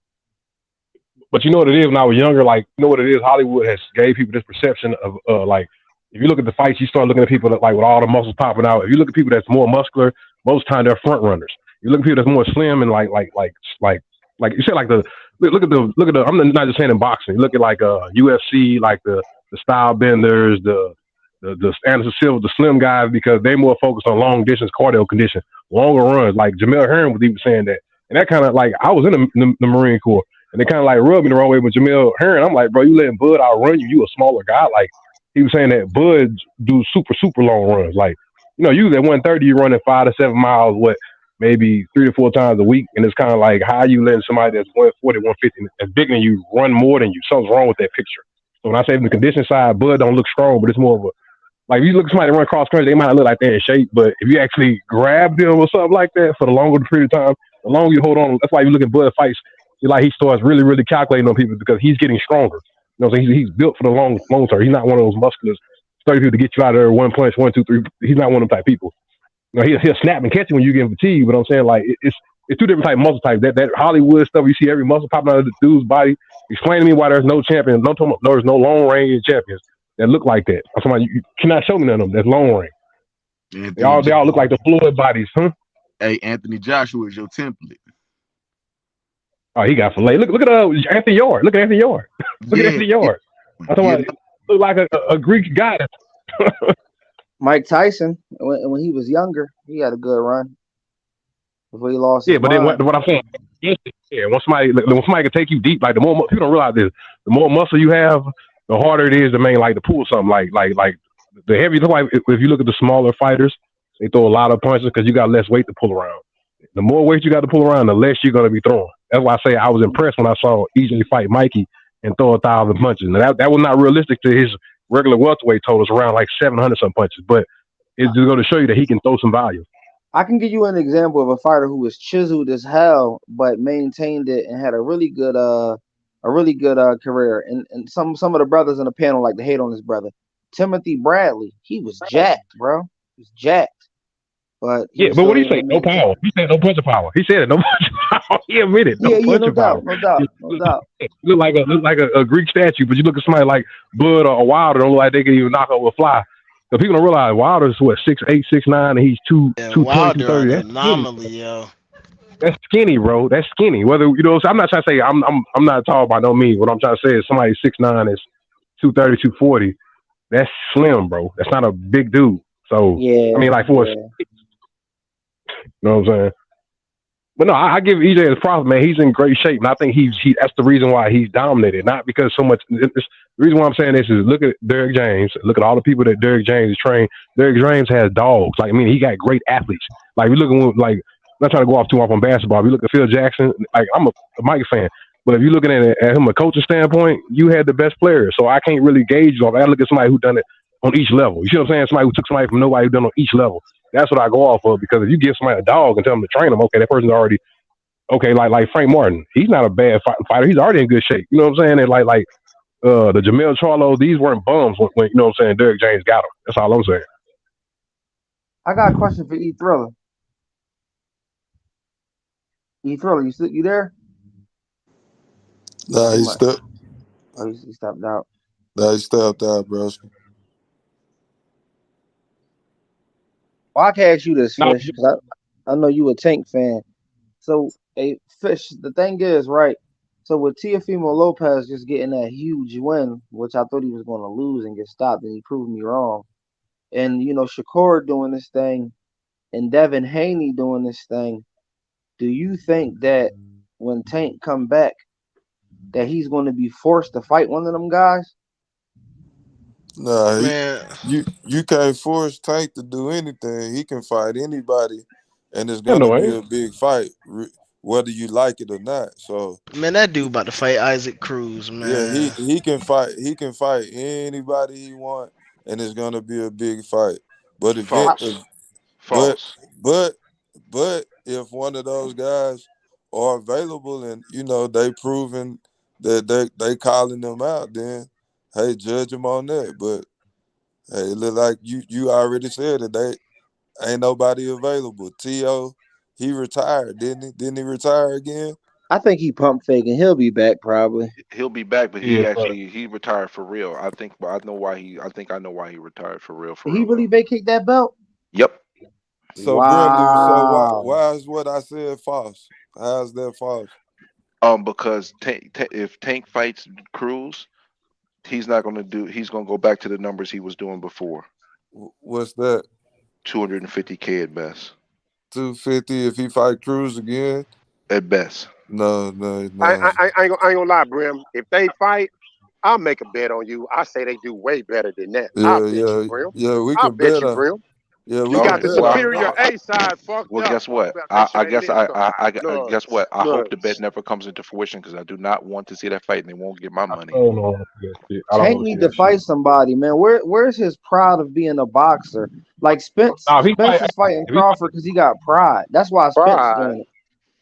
if he So fights let me ask you a Shakur, question. I So bet hold anybody on, on hold the on. panel some money. He fights Shakur. I Do bet anybody on the boxers panel some bread. does boxers Who fight for you got pride? Shakur in that? Yeah, if anybody, that's on everything. I bet anybody if he fights Shakur, I bet anybody on the Yeah, panel I money. think That's with Tank. I bet anybody money on there I on that think one. Shakur gonna get Tank frustrated. That's what I think, bro. No, Tank Man, gonna be waiting for that one punch, and that ain't Tank gonna happen. knocking Tank, Shakira, Yeah. killer ass. Tank knocking them Well, you all put out. Oh, question for the Tank panel. about to be money with them out. He 29. He knocking got them to Money do with all them out. something, Hold up, man. He got to everybody do talking at the something. same time. Hold Hey on. man, one at a time, y'all. If everybody talking at the same time, the chat can't enjoy the show. Go ahead, Q. Say what you was about to say. Hey man, right now look like both of them trying to go in different directions. They ain't trying to go in the Tank Davis direction. So we don't know. We ain't gonna be able to find out. I know this much. I know Tank can take a punch. And I You know heard what Tank can Tio? deliver a punch. I just don't believe that Shakur or Destiny Child, I mean Devin, I don't believe neither one of them niggas can keep that nigga up off of him. Here's You the think thing Bud though. Tony? Tank Bud not an Tony? aggressive fighter though. Tank he a You counter think? puncher.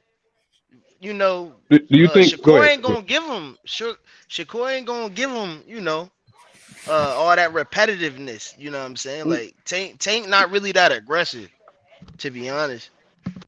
Thrill, I had a question for you. You stepped out. I'm over here eating, bro.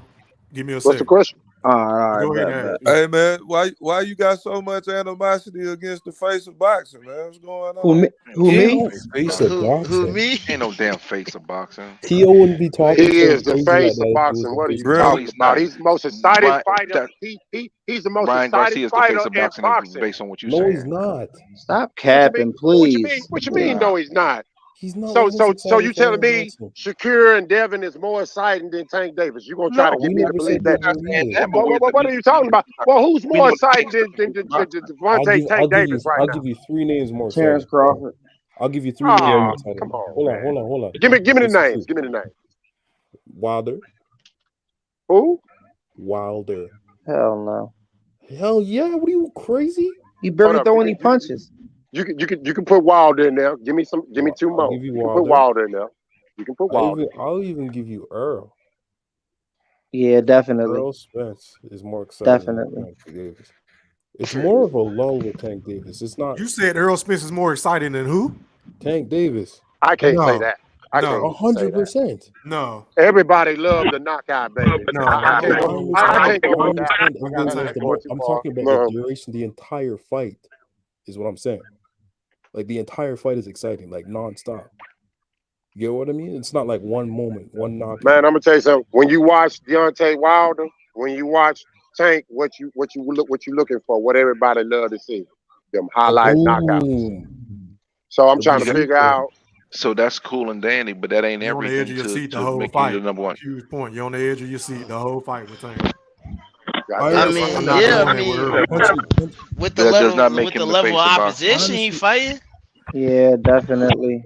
His Gotta fight level of somebody, man. opposition been the same as Terence Crawford. What you I mean? tell you what, if Canelo move up and fight niggas like Badu Jack, Hold on, I'm giving the face of Yeah, boxing crown to Tank. let me them, debunk Fish real them quick. Saul sexuals, they gonna say something else though. Them Nobody trying to Saul see that sexuals. shit, Canelo. Even He's David trying to be, Benavidez he's is more daring to be respected. great. Badu You Jack know, gonna bing on him though. Tank only beat one incumbent champion his whole career. One Oh no. incumbent champion his whole career. The Puerto Rican boy that he beat at 130, Pedraza. Pedraza. That's it. Literally He one didn't want that incumbent fight. champion. Before that, you can't name people can't name none of the people he fought before that. But they be just hyping this shit up and they quick to throw Bud resume out there. I'm like, shit, What that's the case. about Gamboa? Gamboa was an And they undefeated champion. They fight that same Gamboa with torn ACL. Took them 11 rounds to get him out of there. Torn ACL. We can't even compare the two Gamboas. Come on, y'all. Come Fought on. a washed up version. Y'all Well, like to go. y'all try to Fish, we compare can't the do that, Kell bro. Brook. Fish, Y'all try to compare the Kell Brook Spence fight versus the Kell Brook Gamboa Crawford was fight. That's the undefeated though, my same. brother. That's the same thing. No, it's not. No, Gamboa it's was not. undefeated. Cal Brook got knocked out by Triple G. y'all be reaching, man. Gamboa was already washed up when he fought Tank, man. We can't give him no credit for that. Gamboa on everybody's resume now. Tank And he had a got torn fight. ACL though that fight. Everybody got a Gamboa fight. I mean, that shit ain't nothing now. The Bud beat him. It's literally all Terence I think Crawford. I fought that motherfucker. But that show What you how about tough. Santa Cruz? Y'all don't respect Santa Cruz on the I resume? do. That's a good fight, but it don't. It's not next level though. It's a good That's fight. one of, I ain't gonna lie though. That's one of the best knockouts I ever seen though. That Leo Santa Cruz knockout was But vicious. he I mean, came the from a man lighter. threw the He same came from a goddamn lighter punch weight 3 though. times in a row, though, Dre. Or who was that? Who said that? He threw the No, same punch in a row. Yeah, that wasn't me. I didn't say that. You can't do that with Tank. Yeah, but that was Leo Santa Cruz that came from a lighter weight, and his the last few fights he had going into that fight, he didn't really have no like top level performances, and he came from a lower weight. He moved up, and he not a puncher on top of that. Like it's like man, he keep fighting little He guys. lost to that white dude, And Ray, he- then avenged Tank- the So let me loss. double I forgot down. his Hold name. on. Let me pick it back off of Dre. Let me ask the Davis brothers this: who is the best win on Tank's resume? Because y'all love to talk about Right Terrence now, I Crawford. gotta say Ryan Garcia because he fought a dangerous, undefeated opponent. Oh, I gotta say Ryan Undefeated Garcia right prospect. now. Yeah, Because Dangerous. you And who had did he people, beat? And regardless what of has what he we done? do, Q? right? 2 million You had versus people that 25. believed that he could knock Tank out. Dangerous. The guy Even that though got we knocked knew down by better, Luke you know what I'm Campbell. saying? But I'm just saying the masses gave him a shot. I mean, The Q. only Hold on, y'all. Like I stated earlier, bro, I can walk in my son's room and he can hit me with a shot Hello? that I don't see and knock me the fuck out, and he only won. I mean, it's a puncher's chance with anything, but God, It doesn't Ryan take much Garcia, he pressure has on him. accomplished nothing in the sport of boxing. So that's saying a lot about Facts. Tank's resume, man. That's all I'm Or saying. Rolly. Or Rolly through. Don't forget about Rolly. We can't give him no pass for Rolly. And No, let's not give him no pass Cruz. for Did Rolly. nobody know who Esau Yeah, Cruz yeah, was? Rolly What a did he do? champion. Esau Cruz Yeah. is better than I like Ryan Tank, but Garcia come and on, man. Rolly His right now. resume is Yeah, trash. yeah, Rolly Romero. What y'all say about that? He a Oh champion. my Yeah, god. y'all like He a to brag champion about. now, but we know Nah, But he why. y'all like wasn't. to brag about these belts. Come on. He wasn't at the PBC time set when that Tank up, fought man. him. He didn't deserve a shot at 140. He did not But he earn that wasn't a shot at all. champion at the time Tank fought him though. He Stick with wasn't the a champion. program, but Right. No, yeah, he great got point. Who better made after he that point? fought Great, Tank. excellent That point. was me, man. Southwest Yeah, in the shout building. out to Philly, Hey, man. man. Shout out to Drake. You all That right? nigga wasn't no Hey, champion. hey, Y'all Listen love to the that bull. shit, right? Listen to the bull. Yeah, the bull, man. That's that Philly slang. You know what's He didn't crazy? have no belt when Easy to Tank fought block him, captain. You heard? You know Talk to what's the bull. Oh crazy? yeah, that's my man. That's my They man. might as so well. both of y'all say Ryan Garcia was his best Yeah, win? hey, how about this, Q? Tank can dare to be great and move up and go fight Rolly and get that He trying belt. to What go to the about big Oh, that? dog. come on, man. See, you Yo, that might happen though. jumped That up. really might happen. I mean, we'll see. Nah, I No, don't That'd think be. so. you know what's If it crazy? happens, I be don't think prepared for so. another I think Rolly about 250K to fight Ryan, pay-per-views. y'all. I I think know Rolly that's about to fight yep. Ryan. Rolly about to fight Ryan. And I that's ain't a gonna lie though. 50-50 fight. And this is what's gonna happen. Tank gonna That rematch Ryan at 140. Watch. Yeah, Oh I my agree. God. I totally agree. That's Another crazy. You know easy what's win They for that's made crazy? too Tank. much money not to crazy. run it back. You know That what's shit would be crazy? crazy. With Rolly Romero, they should have emailed that belt to him. They might as well have. The way he won that He fight, done lost it and went for the ref. He done lost it and went for that ref. they He would have should have lost. just emailed him that belt, bro. That was a But travesty. The way yeah, he but won that fight, man. Tank Yeah, but he Tank won. can't keep doing what he's doing. Let's look at Mayweather. Mayweather was the undisputed pay-per-view king, and when his last fight, like he was coming off of the Pacquiao performance and victory, what was that, 4.6 million? He fought Andre Berto the next fight. They said that pay-per-view tanked at 350. Ryan, the people going to start putting pressure on Tank to fight somebody. He not going to be able to keep fighting these foregone conclusion fights. He's not going to be able to keep doing it. Facts. First of all, he never has been able really to, because he's never been able to crack over the 250 barrier. It took a popular internet boxer who was a prospect who didn't have the discipline to be able to even be in the same ballpark as him. And y'all think he gonna fight Cruz and fight Rolly again and do 500K? Come on, y'all gotta be real here, man. Listen, superior. Listen, the number one and number three for Thirsty for Tank, Q and Big Fish. You guys got to get it together, because I'm telling you, if Tank fights either one of those guys, y'all gonna see them pay-per-view numbers almost go back to where they Hey, were. bro, I hope your 5 stick go out the next Tank fight when you have to buy it. I guess what though? I don't have to, I don't think is I don't have a I don't use a fire stick, bro. Okay, so with that being said, let me ask the panel this, and I'm gonna go around the board. I'm gonna start with you, Brim. Who do you expect for Tank to fight next? Coming out, this situation with going to jail and things of that nature. Who do you think he's going to get matched up against? He better go after Haney, 135 or 140, because it's a fight he can win. I think he wins that fight. So go after the fight. Go after that fight.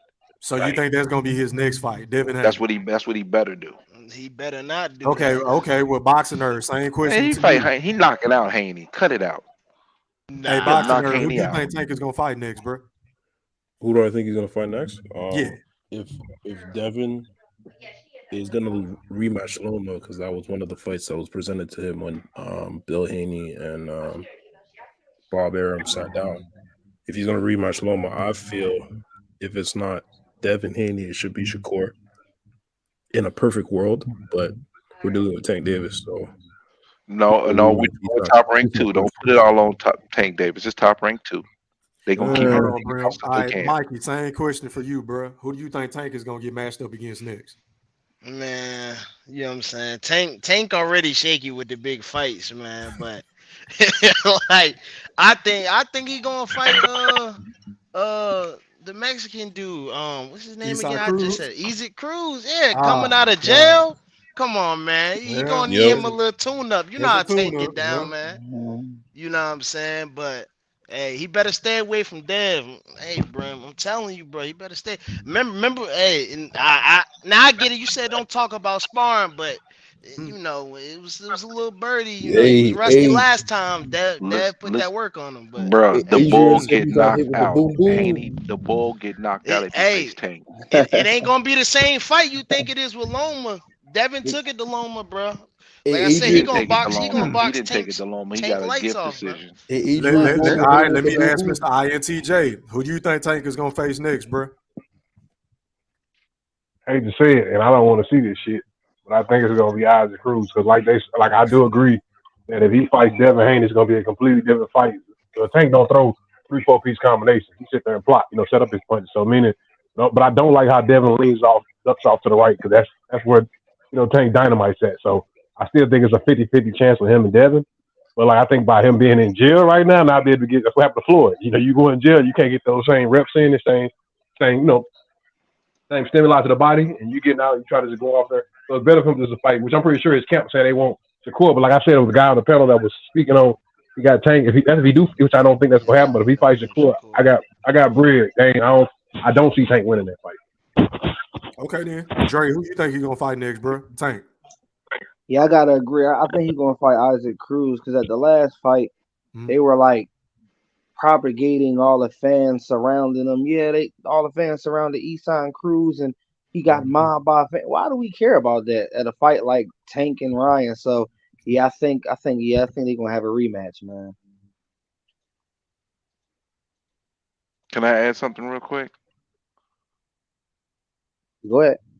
What would be a good fight that could be made. How about him and Frank Martin? I like it. Nah, Tank ain't gonna take that Frank That's a Martin little bit too fight. soon for Frank. No, I it's don't know if not. they're going. I don't think that fight is It's realistic too right now. soon for Frank, I think man. that's something that they're gonna let marinate since they on the both same side It's of the too street soon for shit. Frank, bro. I don't think that fight It gonna ain't, happen. but it's It's best not to too jump on early him for now. Frank, bro. It's not too early for No, it Frank. ain't, but they can It's jump on too him now. early for Frank. Might just not jump on him now. It's No, never too no. early, but we know how the PBC play, Brim. No, They I know. mean, It ain't just the PBC though. That's the thing. I Yeah, see but it. he Ain't went just, man down, right? yep. So I that's the. I mean, understand. that's the same shit. That's a I know. super. No, I'm they saying should. it's not just PBC though. I'm saying that all these promotional companies do this. They do Y'all what, know Brim? Who You They lost me. they marinate fights and try to keep them in house. who do y'all see winning that fight though? If it was to happen. Tank by knockout in the 10th round. Yeah, I got Tank beating Frank Martin, bro. He ain't showed me enough yet. Okay. General nice. Big Fish, He's who nice. your boy gonna fight next, bro? Tank. Man, we go get a super exhibition next. And I would love to see him fight Devin Haney. That's easy pickings. But we Man, know he don't want to do that shit. Haney don't want none to Tank. We know that. Okay. So He'll we'll believe it when get he see it. That's we'll exactly what get he a said. we'll get a deserving exhibition. So I don't want to hear nobody that's affiliated Deserving with being exhibition. a He just Bud had His buddy. one. last fight was an exhibition.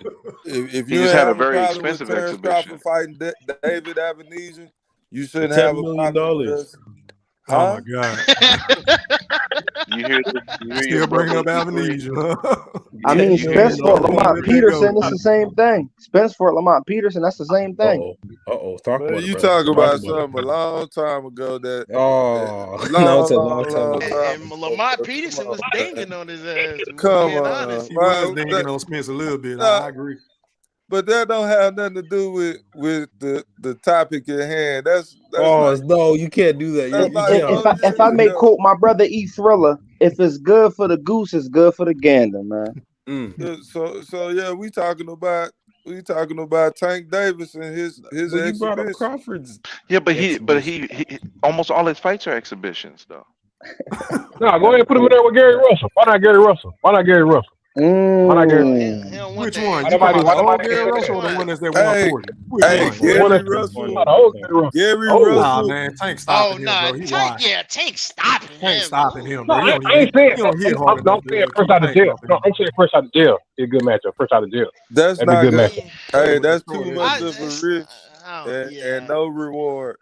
That'll be like Brimley say. That'll be 50,000 buys. He fight him. Ain't nobody buying this shit. Maybe Y'all know less they than You know saying what? that David Morrell and Benavidez signed next. That's rumors. Nope. Can I tell you? How's It that the wasn't. No, case it when they was our. just sent the offer to Canelo, though? I don't No, get it. What's going hold on on. with that? Can I give y'all a breakdown? Ask the Can I give question y'all to a the panel. breakdown? Ask the question Hold to on, the y'all. panel. Let me hear what Brimley got to say. Go ahead. All right, let Okay. me give y'all a breakdown on that. Okay, so back on March the 28th, Samson had announced that he had a 3-fight deal set up for Benavidez, which the first fight was going to be with Morrell. But it is a B-side contract. Basically means if he's able to get the Canelo fight, that fight goes to the back burner. Okay, so the whole issue with saying Canelo ducking is because they offered him 50 million, which was really 40 million with incentives of the pay-per-view. And he didn't even look at the contract, which is my issue with Canelo. But Morrell has already stated that he's not ready to fight Benavidez. You got to answer with everybody. So right now Benavidez's schedule is actually fully open. So we don't know who Benavidez is going to fight next because Morrell is not ready to fight Benavidez. Even though they had a signed agreement, Morrell has already stated that he's not ready to fight yet. Man, Morrell, I feel like he underestimated himself. Hey, Brim, what websites you be on, man? So I can Oh get man, on. it was reported I think by Montero from Morrell's team. I'll try to get the links for you, but I do my research on that. Oh, that's crazy. Morrell talk all that trash too. I think I got Morrell winning that fight though, man. I do too. I do too. I'm telling you, bro. Like I think, and I do think Benavidez is nice, man, but his defense is just. Hey, who I on the don't know, man. walkie-talkie? I'm sorry. Who on the walkie-talkie? Yeah, Yeah, somebody they, is they got saying the they got Prince the is old popping. Nextel. They got the Nextel That song phone. be sounding crazy for real. If you got the YouTube app on, close it out. It might be the YouTube app Hey open. guys, we have to remember when Adrian Broner was talking about the sparring between Dev and Tank, he said Tank hit him with a boom boom. Boom boom. I'm gonna call you Well, they sparring. sparred twice though. They sparred twice though. We talking So I about the mean, first time. That was the funniest time. Boom boom. yeah. Yo, boxing nerd, you trying to get a whole bunch of nicknames. You got boxing absurd. Now your other nickname is gonna be sparring nerd because you up here talking about all this sparring. Right. I mean, don't discount sparring. Y'all remember when Paul Williams fought Margarito? The story was when he signed on the dotted line, Paul Williams was like, "Oh, Margarito, that's the champion I'm fighting." He said, "Man, I whooped his ass in sparring not too long ago." And then when they fought, Paul Williams got in there and whooped his ass again. So don't discount sparring, my brother. You better believe Yeah, it. that's Boom how come I know Errol Spence beat the hell out of Floyd Mayweather in sparring. Oh, here Boy, we y'all go. don't Here know we go. nothing about Oh Because God. Mayweather was coming. I'm so Mayweather tired just of came out hearing of people talk jail, about bro. that, Mayweather just bro. came out of that jail. was that super disrespectful, man. I was like, oh my god, bro. Hey, y'all Anyway, brought it up. it was tip for Y'all tat. brought it up. We were talking Bruh, about Adrian Broder's stories that about sparring. that's not special no more. You know what I'm saying? Didn't somebody give Floyd a black eye in the exhibition? Yeah, Deji, KSI's brother. Yeah, like y'all gotta let that one go, man. Hey, everybody, mute your mic real quick. We got an echo. I don't think it was me. Yeah, Yeah, somebody I don't got. think it's me. Oh, it might be you, Mr. INTG. Is that how you say your name? I wasn't even saying. I wasn't even. Oh, it's not you. Yeah, we got a lot of boxing coming up, fellas. A lot of boxing. You know what's crazy, Dre? This is a regular year in the 90s and the 80s. That's what's nuts about I like how the it. publishers got them. I like how the publishers got them. Wearing 1987. He got Dave Ruffin term.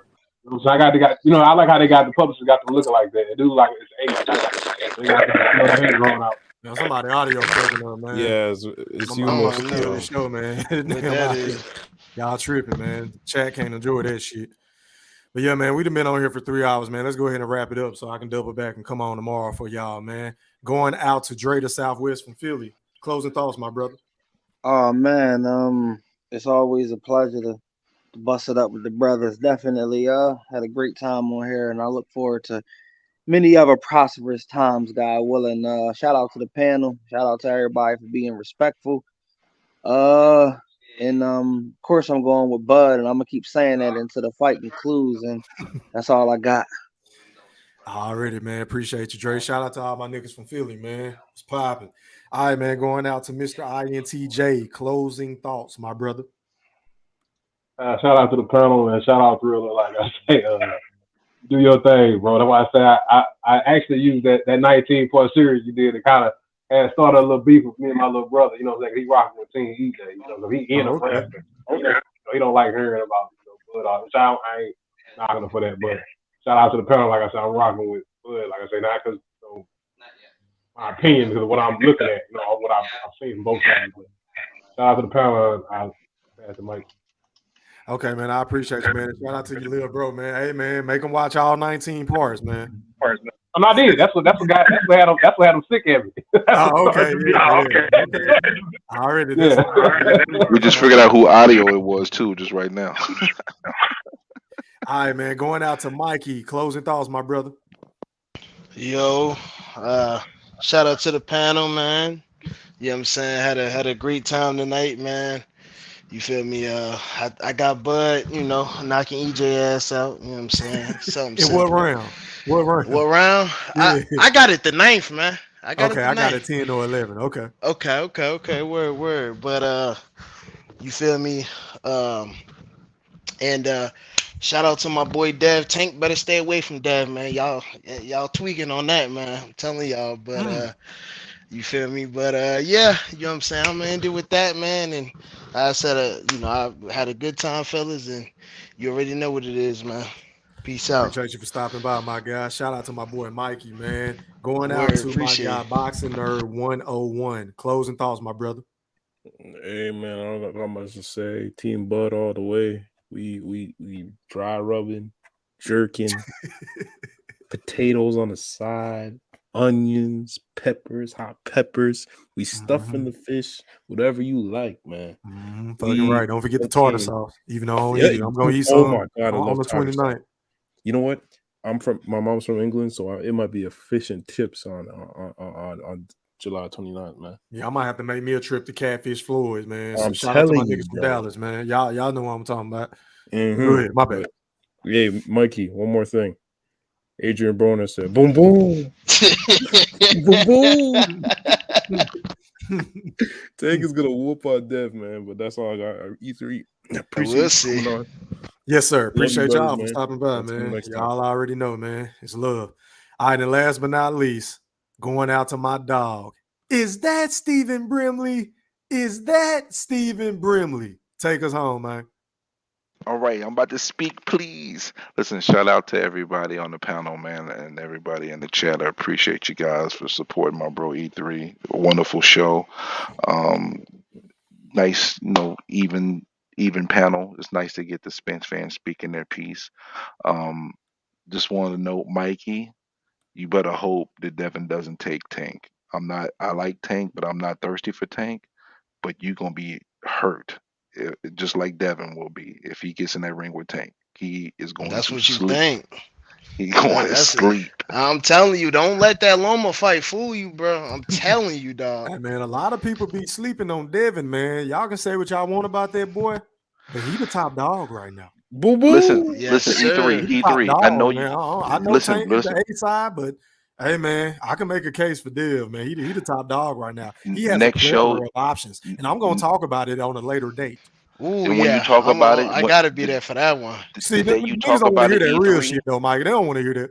the day you talk about Bro, that that's what E3 I'm is the day you saying. take the ADD test, because you might be the leader of the Uh-oh. acting donkeys for Oh, Devin. you might have to take that Hey, thirsty for sign me tank up, test, man. Brimley. I don't know, man. Hey, Nah, E3, I what's won't the pass it. TNT I test? won't pass And it. you got What is Mr. Boom Boom over here. He might have to take it too, man. I don't know. I'll take it, but I won't pass though. But because I like Tank, but I'm realistic with Tank. But we already know that Q and Fish boys, they run the show. Matter of fact, the fan club. They got to go through them two to be part of it, straight up. But listen, I appreciate you guys, man, and just remember, man, watch out for the hook. Already, man. Appreciate y'all, man. Shout out to everybody that tapped in with me on the panel, man. Shout out to Is That Stephen Brimley, Boxing Nerd 101, Mikey, Dre, Southwest, Mr. INTJ, D Young, of course, the General Big Fish. Shout out to my brother in real life. Shout out to anybody else, man. If I missed you, I apologize. Shout out to my big bro, Mosquito Spray, man. Make sure you tap in with me tomorrow, big bro, when I go live, man. Shout out to the Wolf Chat. Shout out to the playback game. Drop some threes in the chat. Let me know if y'all enjoyed the show in the morning, whenever you listen to this shit. And until next time, we are gone. Holla. Are you not entertained? Are you not entertained? Is this not why you are here? Yeah, I said it.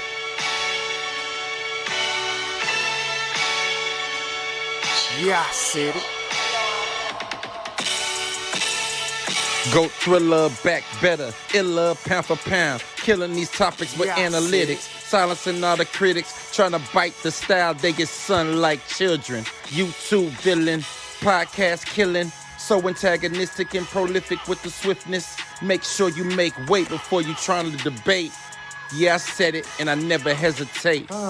Hit them with hooks cause these rooks took the bait. Start the show cause goats never hesitate. Ducking smoke, got them sweating at they toxins. Yeah, Goat thriller, cleaning up the sport of boxing. Aight then. Yeah, I said it.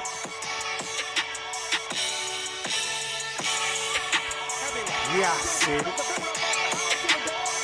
I fucking wait.